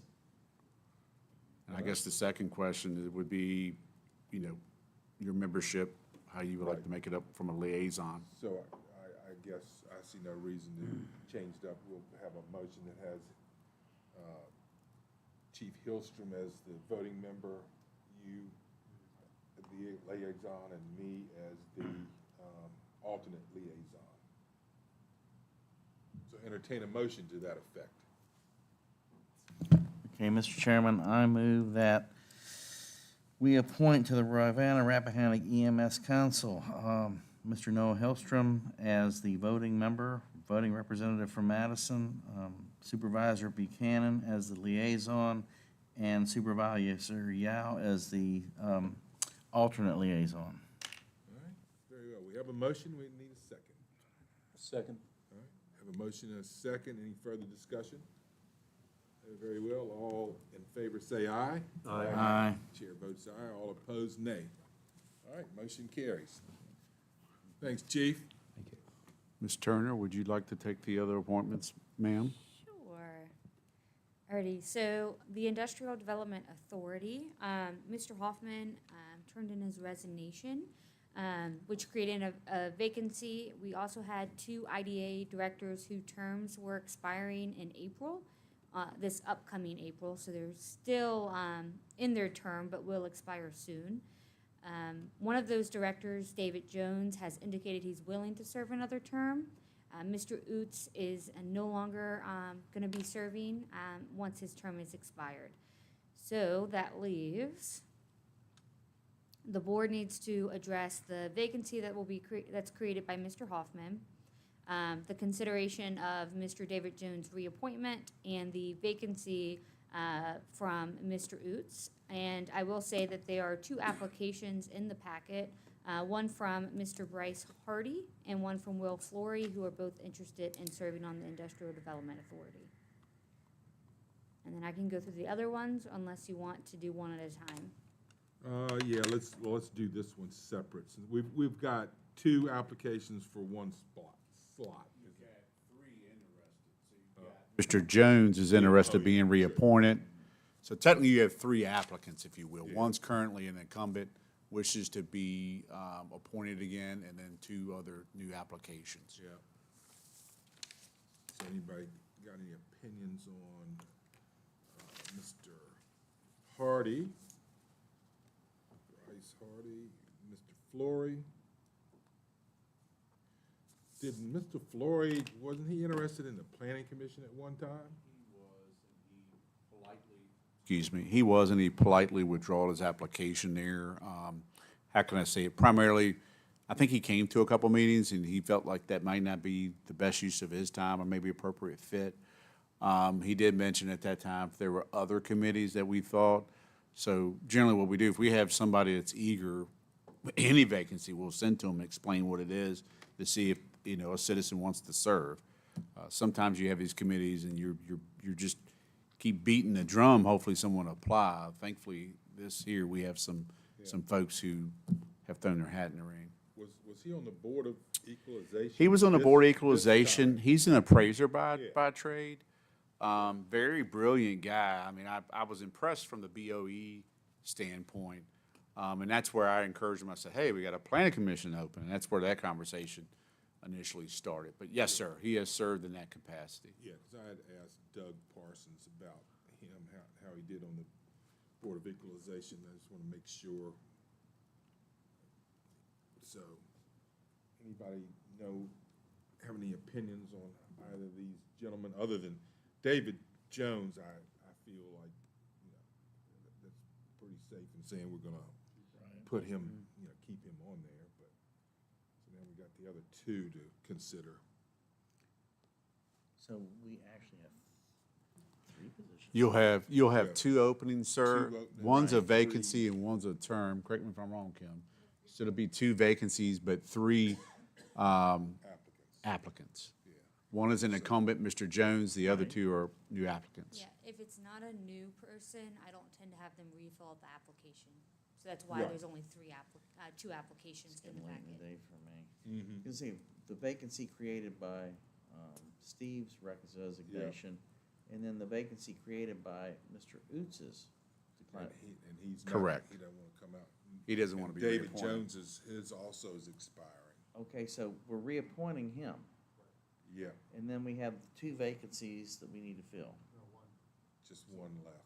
Hold on. I see what Mr. Jewett is pointing out. So Mr. Hoffman is coming off. Right. Mr. Jones says he'd like to be reappointed. Mr. Oots declined reappointment. So if Mr. Jones, I'm sorry, I didn't catch you before. If Mr. Jones is currently there, wants to be reappointed, if he didn't want to be reappointed, you have 3 vacancies. Because he wants to be reappointed, you technically have 2. And I will accept that error as me not catching that. I think, Mr. Jewett, I'm point, following Mr. your Jewett. logic, sir. Is that what you're tracking as well? That arithmetic at this time of night is. Yeah. Now, you go above 3, I can't do the arithmetic. So, We can always go to the committee page if you want to see their terms, just to Looks double like check. you got one for Huffman, one for Jones. Let's one for do me a Paul. point of privilege, if I may. Uh-huh. Kim, can you go to the website, go to the, our page and go to committees? And under committees, the reason why I'm asking Kim to do this, under committees, we have the current members and their terms, and we'll see it here firsthand. All right, so you have a vacancy, which is Mr. Hoffman. You have Mr. Oots at the top there, wants to come off, doesn't want to be reappointed, and Mr. Jones wants to be reappointed.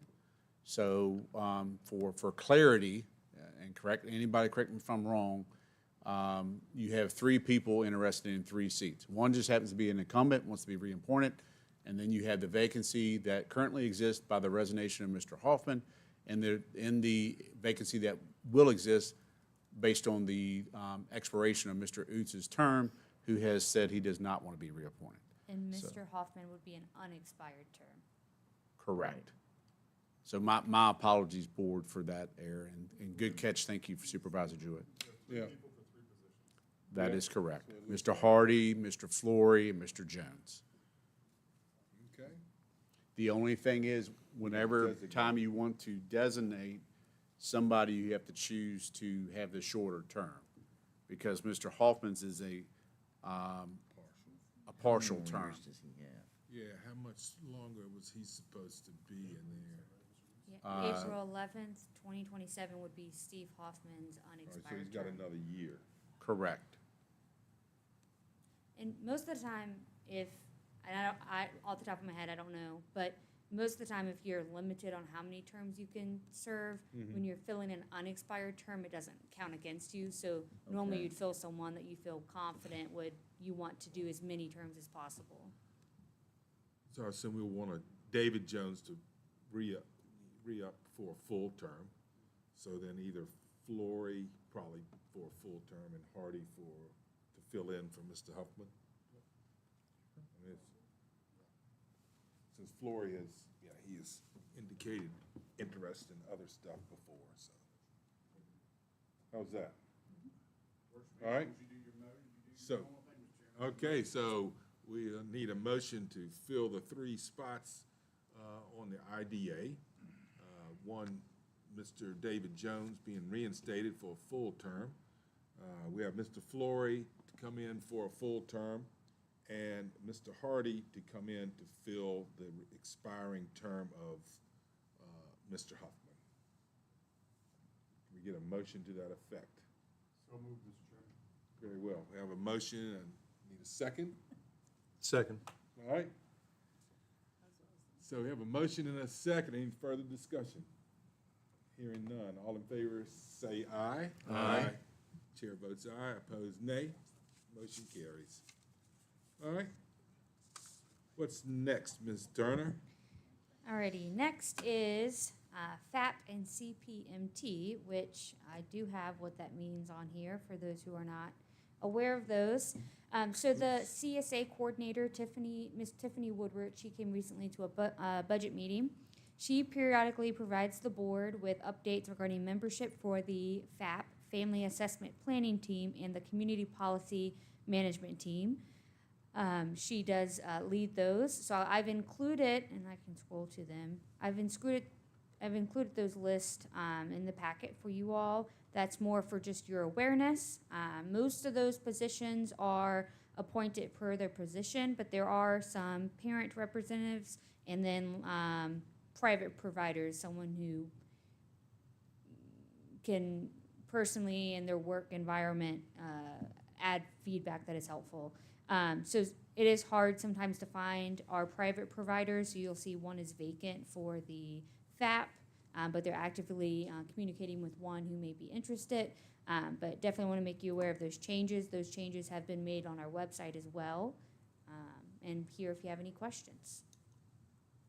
Those do not require your appointment. It's more information because they handle their appointments.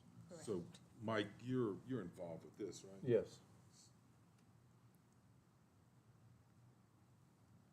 We didn't talk today anything about any positions being available. There were no names mentioned, so I don't know who would be the private provider. But they'll come up with a name if they. Yeah, it normally comes either via Ms. Ward, the DSS director, or Ms. Woodward, the CSA director. So this is for our information only? That is correct. Okay. Very well, okay. And Well, I think thank you. I think you have one more. Yep, I have Parks and Rec. one more, and I did amend this right before the meeting, so I apologize. I don't yet have the updated bylaws, so I miswrote how I wrote the Parks and Rec discussion. So Parks and Rec Authority, they recently amended their bylaws, and it reads, Article 2 members, this authority shall be governed by a board of 9 members, to be appointed by the Board of Supervisors. The part that changed was this. 2 members will be sitting members of the Madison County Board of Supervisors or their designated representatives. They will be appointed annually at the Board of Supervisors organization meeting. The Madison County Recreation Manager shall serve as an ex-officio member. So the part that changed was that you asked them to change their bylaws to allow it not to just be 2 board members, but 2 board members or their designated representatives. So we are bringing this back since that bylaw has officially been changed for your consideration. Right. So at the organizational meeting, Clay Jackson wanted to continue on the Parks and Rec Board, but the bylaws didn't allow it, so now so we put Judd on there. So now we need a motion to pull Judd off and put Clay on there. That's basically where we are. Because you're on the board, aren't you? No, Mr. Snyder I rolled is off, your. and Mike's on it. Oh, Mike, okay, Yeah. okay. So it'd be Mike as a board member and Clay as a board rep. You're okay, Judd, getting rolled off? Get rolled on. Sacked. Okay, we'll entertain a motion to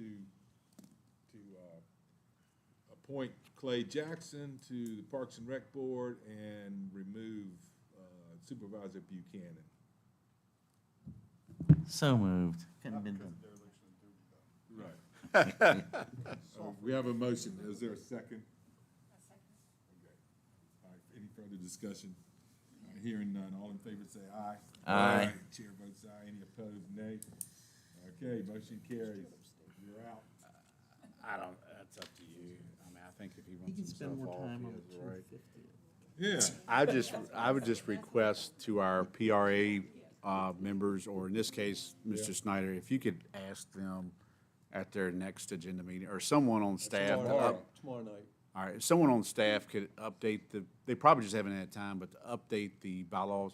What we do, whether they're bylaws of the board or bylaws of committee, Kim does a great job. As you see on this website, all these various committees, she will upload those documents. So we want to make sure we have the current one. Now granted, as we go through another discussion in the near future, we're on this exploratory mission of bringing them back in as a department. There may be amendments at that time, but we'll worry about that then. But if we could get an updated bylaw so we can change what's on the website, please. I guess somebody will notify Clay. We will do that. Usually a letter goes out. Yeah, he may be online, but a letter goes out from Ms. Turner to let folks know. Or you want to call him when we leave here this evening? Sure. Yeah, Since the meeting plenty to is talk tomorrow. about tomorrow night. Okay. All right. All right, next thing on the agenda, Madison Day fee waiver request. Mr. Weekly. Thank you, Mr. Chairman. This, I don't know if this is the 4th or 5th, it probably says in the letter, but Ms. Coppage has done a wonderful job several years ago in putting this together. It's a way for the community to come together, to volunteer, whether it's landscaping, it's helping people in need. It could be landscaping, it could be, I mean, I've been on the roof with gutters, you don't want to see that, it's not a pretty sight. But there's a bunch of different projects to include our park. And Woodbury Forest, again, as you can see in that letter, is sending over 300 students plus some faculty. So there'll be a lot of hands on deck. But they request every year a waiver of any building permit fees. Now, don't get me wrong, we're not building houses. You know, they might put a step in or replace or a runner or a stringer on a deck or something, as well as any fees associated with the transfer station. What we've done in the past, when you've approved this, is I'll ask Karen, hey, I want a roster or a project list, or we'll do some kind of color code, some way to identify that the one designated person per project is dumping their trash. It's not just somebody who's had, 20 tires and 4 paint buckets and say, oh, I'm with Madison Day. We don't do that. There's designations so we know who's, well, it happens. See, look at Khalil's post on the share shed yesterday. You'll see people dropping stoves and pianos off. But on this here, it's been customary. Every year you get a request to waive those 2 fees. That is within your purview, and we will notify them currently based on your decision. So it's enough to say waive permit fees, that covers? That's fine, as long as you understand that's waiver of those fees that staff mentioned. Sure, permit fees, and so we need a motion, if we so choose to, waive permit fees and tipping fees for Madison Day. Yes, I would, make a motion that we remove the Madison Day fees and waiver requests. Second. We have a motion to waive the permit fees and the tipping fees for Madison Day. Is any further discussion? Hearing none, all in favor say aye. Aye. Chair votes aye, opposed nay. Motion carries. Okay, Child Abuse Prevention Month. Yes, sir, Mr. Chairman. Occasionally, you'll get proclamation requests. We've had them for Aging Together before. There are other, and they're primarily, it seems to be for raising awareness, whether that's for a fund drive, but generally it's for awareness. So we did receive this request, and it is a request to recognize April as the month for Child Abuse Prevention Month. Proclamations, it really shows support from a board. A lot of times these agencies will put proclamations, if they're approved by localities, on their webpage. It's not asking you for any monetary value or anything of that. It's really raising awareness of the importance of whatever the proclamation is about, in this case, a very important issue of child abuse prevention. And that's the recommended proclamation in front of you, but again, that's the board decision to take action as they feel. All right, what's the pleasure of the board? Mr. Chairman, I make a motion to proclaim April 2026 as Child Abuse Prevention Month in Madison County. All right. We have a motion and a second to approve the proclamation. Any further discussion? I just have one question. When people want to do a proclamation like that, how soon in advance do they need to come to you? We like this. This one came to us like a good solid month in advance. Sometimes we'll get them within 2 weeks. I would really encourage folks, if they know the month, the board meets twice a month to conduct business. The sooner the better we can get it out there in front of you. And there may be something, if you have it earlier, you may say, I want some more information on it, and it gives us time to do that, to bring it back. But certainly, a lot of times I'd say, Kim, we might get these 2 weeks. This is really one that gave us about a full month. So if they can give us a full month, great. If it's as short as 2 weeks, we'll always do our best effort to get it in the packet. Again, proclamations don't cost you anything. It's just really, how do you feel about the calls and, that's being presented before you. All right, any further discussion? Hearing none, all in favor say aye. Aye. Chair votes aye. All opposed, nay. All right, motion carries. All right, next up, the discussion on the collective bargain agreement. You want me to start off? Yeah. Okay. First of all, I'm going to preface this by saying that my opposition and my points of opposition to the collective bargaining bills that have passed and are going to the governor, or I think they're still in conference, but they're going to go to the governor. And I don't want any of my comments to be misconstrued as being demeaning or degrading towards any of our public employees. which actually leads me into the first point of why I'm opposed to this.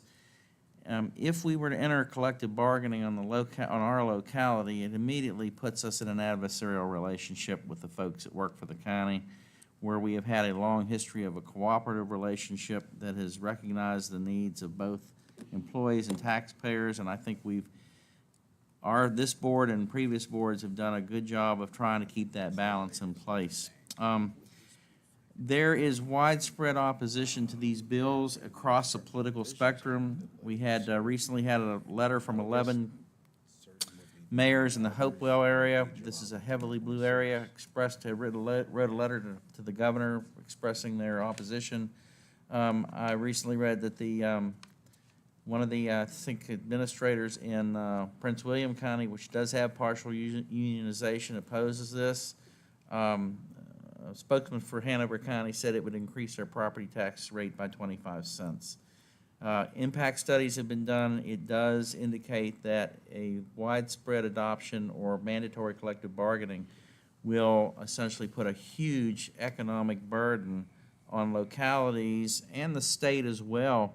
And I got to thinking about this. You know, if you look at some of the states that have been heavily unionized for years, and I'm talking about, and not public unions, not private unions. You look at Illinois, and you look at California, and you look at, and then we look at Virginia, and one of the problems with these heavily unionized, public unionized states is the fact that they have developed pension funds that are untenable. And, I looked at currently Virginia's VRS system, which is considered a well-funded managed system. It covers 861,000 employees, and it has an 88% funding rate. It's short about $24 billion, but that's considered nominal. Matter of fact, the VRS reduced contributions this year because of the state of the integrity of the fund. But if you look at states like California, they're covering 2 million people. They have a $180 billion unfunded pension fund amount. If you look at Illinois, which is considered the worst in the country, they cover 604,000 employees. That's less than Virginia, and their unfunded pension mandate, is $218 billion. They are going to be short to cover their pension. It's only 47.8% covered. So that's more of I think of an overall view. My other concern is that, as we know, and this is not my opinion, this is fact, that in states or localities that have public collective bargaining, which incidentally Franklin Roosevelt, the father of modern labor law and private unions, stated that public employee unions he did not support them. What happens is, in unionized states, a lot of the dues from the members who are part of public employee unions will flow into the coffers of politicians that support public employee unions, and consequently is an inherent conflict of interest, of public interest, when the fact that you have money going back into public campaign contribution coffers that are coming from these unions. In the folks that are being elected and are receiving this money, their first obligation is to protect the taxpayer and the citizen, and this is an inherent conflict. Specifically with what we're seeing in the Virginia bills is that if we have collective bargaining, what will happen is there will be a state-appointed board that will have binding arbitration power on any disagreement between a locality and a public employee union. And their word is final, and I know that the folks that are going to be appointed to that board are going to be appointed to that board by many of the same politicians who are receiving campaign contributions from those unions. And I can't help but think there isn't going to be an element of bias there. And as we experienced this year with the General Assembly and some of the bills that we supported on local control as far as zoning and planning and impact fees, money carries the day with a lot of these legislative decisions. So I think we've got an inherent conflict of interest. I believe that long-term, it's going to be, if this is adopted, it's going to be detrimental to the taxpayers. It's going to be detrimental to public employees. I think Madison County will see significant increases in property taxes while simultaneously having to cut services because we won't be able to afford them. So that's just that's my opinion. That's obviously doesn't represent the opinion of the board, but that's why I wanted to bring it up for discussion. And I would support us sending a very cordial letter to the governor, expressing that we would be opposed to this, her signing these bills. I'll turn it back to you, Mr. Chairman. Well said. Who else, anybody else have an opinion on this? No? Yeah. I want to wait until the board members have had time to respond, and I'll Well, add. no, I mean, I certainly agree with what Mr. Jewett has said, because the fiscal impact will certainly be felt, no question about that.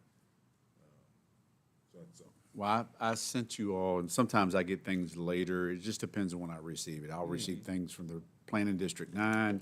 I could receive it from VACO. So I sent out yesterday to all board members, and I text you all as well to make you aware of what was sent. And here's VACO and a lot of that locality input that Mr. Jewett spoke of. Some of these fiscal impacts, when they ask for them, it may be such a quick turnaround, they're doing the morning of, so we may not have time to respond. I do want to point out, at your discretion, if you went to your email and go under key points and did a control click on local fiscal impact, what was interesting, I'm looking at right now, was Rappahannock County provided some numbers. And again, their population is less than us. I think they have about 8,000 and some residents. They estimated that with compensation and benefit increases, the outcome could be anywhere from 615,000 to 1.03 million. So that was their estimate. We have more people in this county and more employees furthermore. So it's hard to tell where our outcome would be. But I had spoken to, we had outreach from a representative within the governor's office. They wanted to talk about something else. And while I had them on the phone, I said, well, let me talk to you about collective bargaining. I'm speaking as Jonathan, not the board. But I said, we're not the NIL, name, image, likeness, that you see these college athletes getting paid. We're not free agency. And what this will do, in my opinion, is if you just looked at the public safety sector alone, we're having a hard time to fill those positions. And those positions are very competitive as it speaks now. Can you imagine what CPA would do with those, CBA would do to those salaries? We do a salary compensation study. We did one about 2 years ago. And basically your policy is set up if I see any, economic, outside of you telling me to do one, if we see any reason for it, like economic downturn or trying to be competitive for market, then I would bring to the board, hey, we want to do this. And even at that time, you made adjustments, but we couldn't do it all because the citizens can't afford to pay that. This really takes the local authority away, as Mr. Jewett and many of you, I imagine, unanimously feel, it takes the local decision away, but passes the money portion back or keeps it at the locality. So staff stands ready for whatever directive you choose to give me and/or me and council. And we would be happily, if the directive is to send a letter, we'd be happy to do so immediately. I just read today that the Senate has thrown it to the Budget Committee. They took their bill off the table and threw it to a Budget Committee. Now, so that, I don't know, that's, That's one way to derail it. That's one way they derail it. yeah. So anyhow, I don't know what the implications of that would ultimately be, but that's a little unusual, so. And one other doom and gloom comment from me. I know doom and gloom, but, I think this is something, an aspect of this that people haven't considered. We've had collective bargaining since 2021, where a locality could decide whether they wanted to or not. And I think that that's actually had somewhat of a dampening effect on some of these union demands. But once everybody has to do it, I think you're going to see some very, very aggressive union activity with regard to compensation. So that's something I think that people aren't taking into consideration. I might be wrong, but I've had experience with unions in other states, and it's, long-term, it just doesn't work. So anyway, that's my 2 cents. Anything further from the board? Mike? No? Anybody? So is there any direction that we feel like we should give staff at this point? I mean, I support writing some kind of a letter to the governor for Yeah. review, if she'll take the time. A second. Very well. We have a motion and a second to basically direct staff to send a letter of opposition. Is that your motion? Yeah, that's my Okay, motion. Very well. So we have a motion and a second. Any further discussion on this? All in favor, say aye. Aye. Chair votes aye, opposed nay. Motion carries. Thank you. Thank you all very much for indulging me. All right, let's see. Next on the agenda, we have the voter referendum, which we added at the beginning of the meeting. So, Mr. Weekly? Yes, sir, and forgive me, I was trying to come up with a title there. I was telling Henry, I don't know why I'm stumbling today. But not sure where the legislation will ultimately go for, or governor's signature for, the 1%, the additional 1% local sales tax for the purpose of school construction only. If that were to pass, then what that legislation is drafted, that would give the locality, if you wanted to impose that 1%, you'd have to go through a voter referendum. That means you have to get it on the ballot, like you're voting this month on redistricting, that's a ballot item.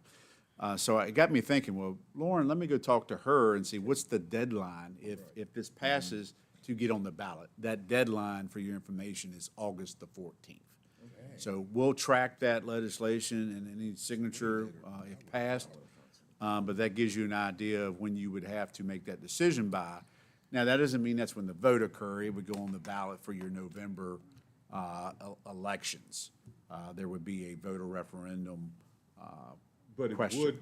it would take the Board of Supervisors of the different counties or municipalities, whatever, to have it be a referendum. I mean, you can't just have a citizen come in and want to put something as a referendum. No, it would take you as the action to actually get it on the, to make the request to put it on the, what do I want to say, ballot, excuse me, on the ballot. It has to come from this action. A citizen can make the request for you to put it on the ballot, certainly, but you are the authority body that makes that decision on or off the ballot. You may recall, I don't have the numbers either, like 8 or 9 localities. I don't know when they lobbied the General Assembly, but there are a few localities now that have already been given that right. I think Halifax may be one of them. I think Charlotte County is another one of them that already have this right to do that. But if so chose to go on a ballot and the citizenry voted for it, it clearly says it's just for school construction purposes only. I do think that this board, if you give us some feedback, or call it direction, we've had some conversation at the joint CIP level that if this is something that this board supports, if it does pass and gets signed into law, there should be, and I'll give credit to Mr. Davison had made this comment, there should be some unison of talking points and ways that you would sell, I hate saying that, but you know, you're trying to persuade or demonstrate to the general public of why this is a good idea and what are the protections to ensure that, yeah, this doesn't go to, it's not a slush fund, that this is for this purpose. I think we can demonstrate that, but it needs to be a unified effort. Again, if the board wants to take that position, if this legislation is passed, we would have to be working on those talking points. And we would be needing to do that very soon, because if you're meeting in August deadline of why it's going on, I imagine you want to have some discussions at a future board meeting. You might want to have a town hall or a public hearing to say, hey, we're looking to consider putting this on the referendum. Here's why. So if this is something that you all kind of feel that you would support and would like talking points, then staff would start working to develop that. We would welcome any input that each of you have, as well as legal, to put that together. Because we know it'll be a tough sell. Why? Because General Assembly is already saying, hey, here's all these taxes we're gonna give you. So people are already sensitive to taxation. They may see this as, well, this is just another thing to take out of my paycheck, you know. Just to be clear, is this just new construction, or is this improvements to? It would be Other school, CIPs. it would be school construction, so it could be renovation, it could be new. What I'm not sure about, Mr. Snyder, and I have to research, there was some recent discussion, could you supplant some of your existing debt service? I'm not sure of that answer, we would have to check on that, but I can definitively say it would be for new or renovations. I just don't know if you could supplant the debt service that you would be currently That's paying. an option. That is one of the That I options. read, yeah. Yeah. But Yeah, it'd be good to see what the final bill says. Right. But I think that ultimately the voters have to decide this, not this board. I think we should put it before the voters. It's an ultimate form of local control, though. Yeah. And we are getting I think they have repealed the sales tax on food. Now, the local sales tax has been repealed, or July 1st. The estimate, this is just an estimate, so we can go off the last 2 fiscal years of local sales tax. So you're already receiving a local sales tax now, and that's anywhere, I think, from like 1.4 to 1.7 million. That just gives you a number that if it went to a voter referendum, if that's where you would like to go, it's required if you want to institute this tax to do so, but that's what you would be generally looking at as a revenue source for school construction. Just wanted to give you an estimate, or actual, excuse me, from FY '24 and FY '25. well, I mean, I've been in favor of it for 4 years. Finally, it looks like it might actually get to the governor's desk. So that's my personal, I mean, anything I can recommend to put in front of a voter, that's the stance I would take. So just again, we mainly started with August 14th, your deadline. Yeah. So what I'm hearing is, I'm hearing support for it. So we will track the bill from the staff side of house. We will keep you updated. Okay. Assuming that once it passes, it may have today, I haven't looked, but assuming if it passes and it's pending governor's signature, then I think it's important to start getting that feedback of why we think this is good. Develop those talking points, also counterparts with the school board, and really put forth the effort. So if you have any ideas on that, whether you want us to, we haven't done that feasibility study yet, but, you know, whatever you want to look like, we can paint that picture with, we certainly have the facility condition assessment reports that give an estimate of backlog cost of maintenance. We can do that, however you want to paint the picture. But certainly, I know I would prefer, so it's just like fire and EMS levies. Some counties do that now. We love our volunteer fire department, so we don't want that component. They're doing wonderful. But counties or localities will, or municipalities, excuse me, will have chosen some to adopt that. And what that does personally, I know it's a tax, but hear me out on that. Generally, the way localities have approached that, you're already paying a certain real estate tax. They just look at the overall operation cost to run public safety of fire and EMS, and then they pull that out of real estate. So whatever your real estate value is, 1 cent equals, like in our case, I think they said 285,000. You would look at what is EMS and fire cost here, or here's your associated costs. My point being, that can only be used for that purpose. The code says that. Just like with this legislation, the code would be clear. So you would be violating law. That's another thing to tell the citizens. If you tried to use it for something else, you couldn't, because legally it's not allowed. And I'm gonna zip it because I'm carrying this on. Mr. Wright, ultimately, it would be a resolution on their part to say. I think that's right. Probably a resolution, okay. Well, we check that out and see what is our means To put it on the ballot. to get it on the ballot. Okay. Will do. All right, then the next item, I think, Ms. Weekly, you had was the jail fees. That would be Mr. Wright. Okay. So in talking to the clerks of court about the e-summons, one of the things they talked about was a $25 jail fee that they assessed in order to assess that jail fee, there has to be a local ordinance. So state code allows it, but then there has to be a local ordinance authorizing it. And I was surprised only because I didn't know about it. It's not in our ordinances. And Lita produced it for me. Sure enough, it was passed in 2002. And so my suggestion to you all is that we put it in the Municode.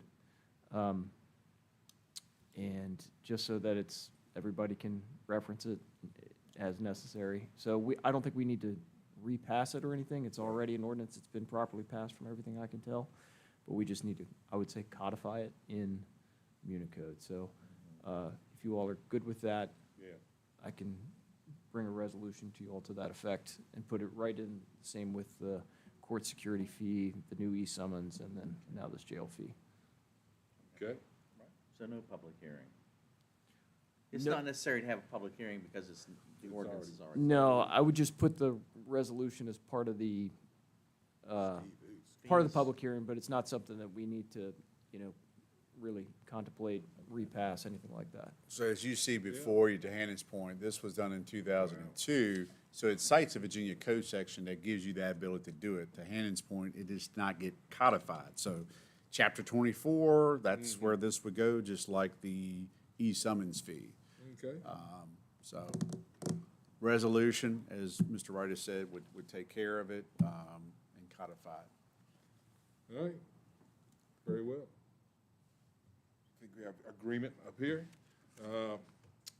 Next thing on the agenda is public comment. That's second public comment of the evening.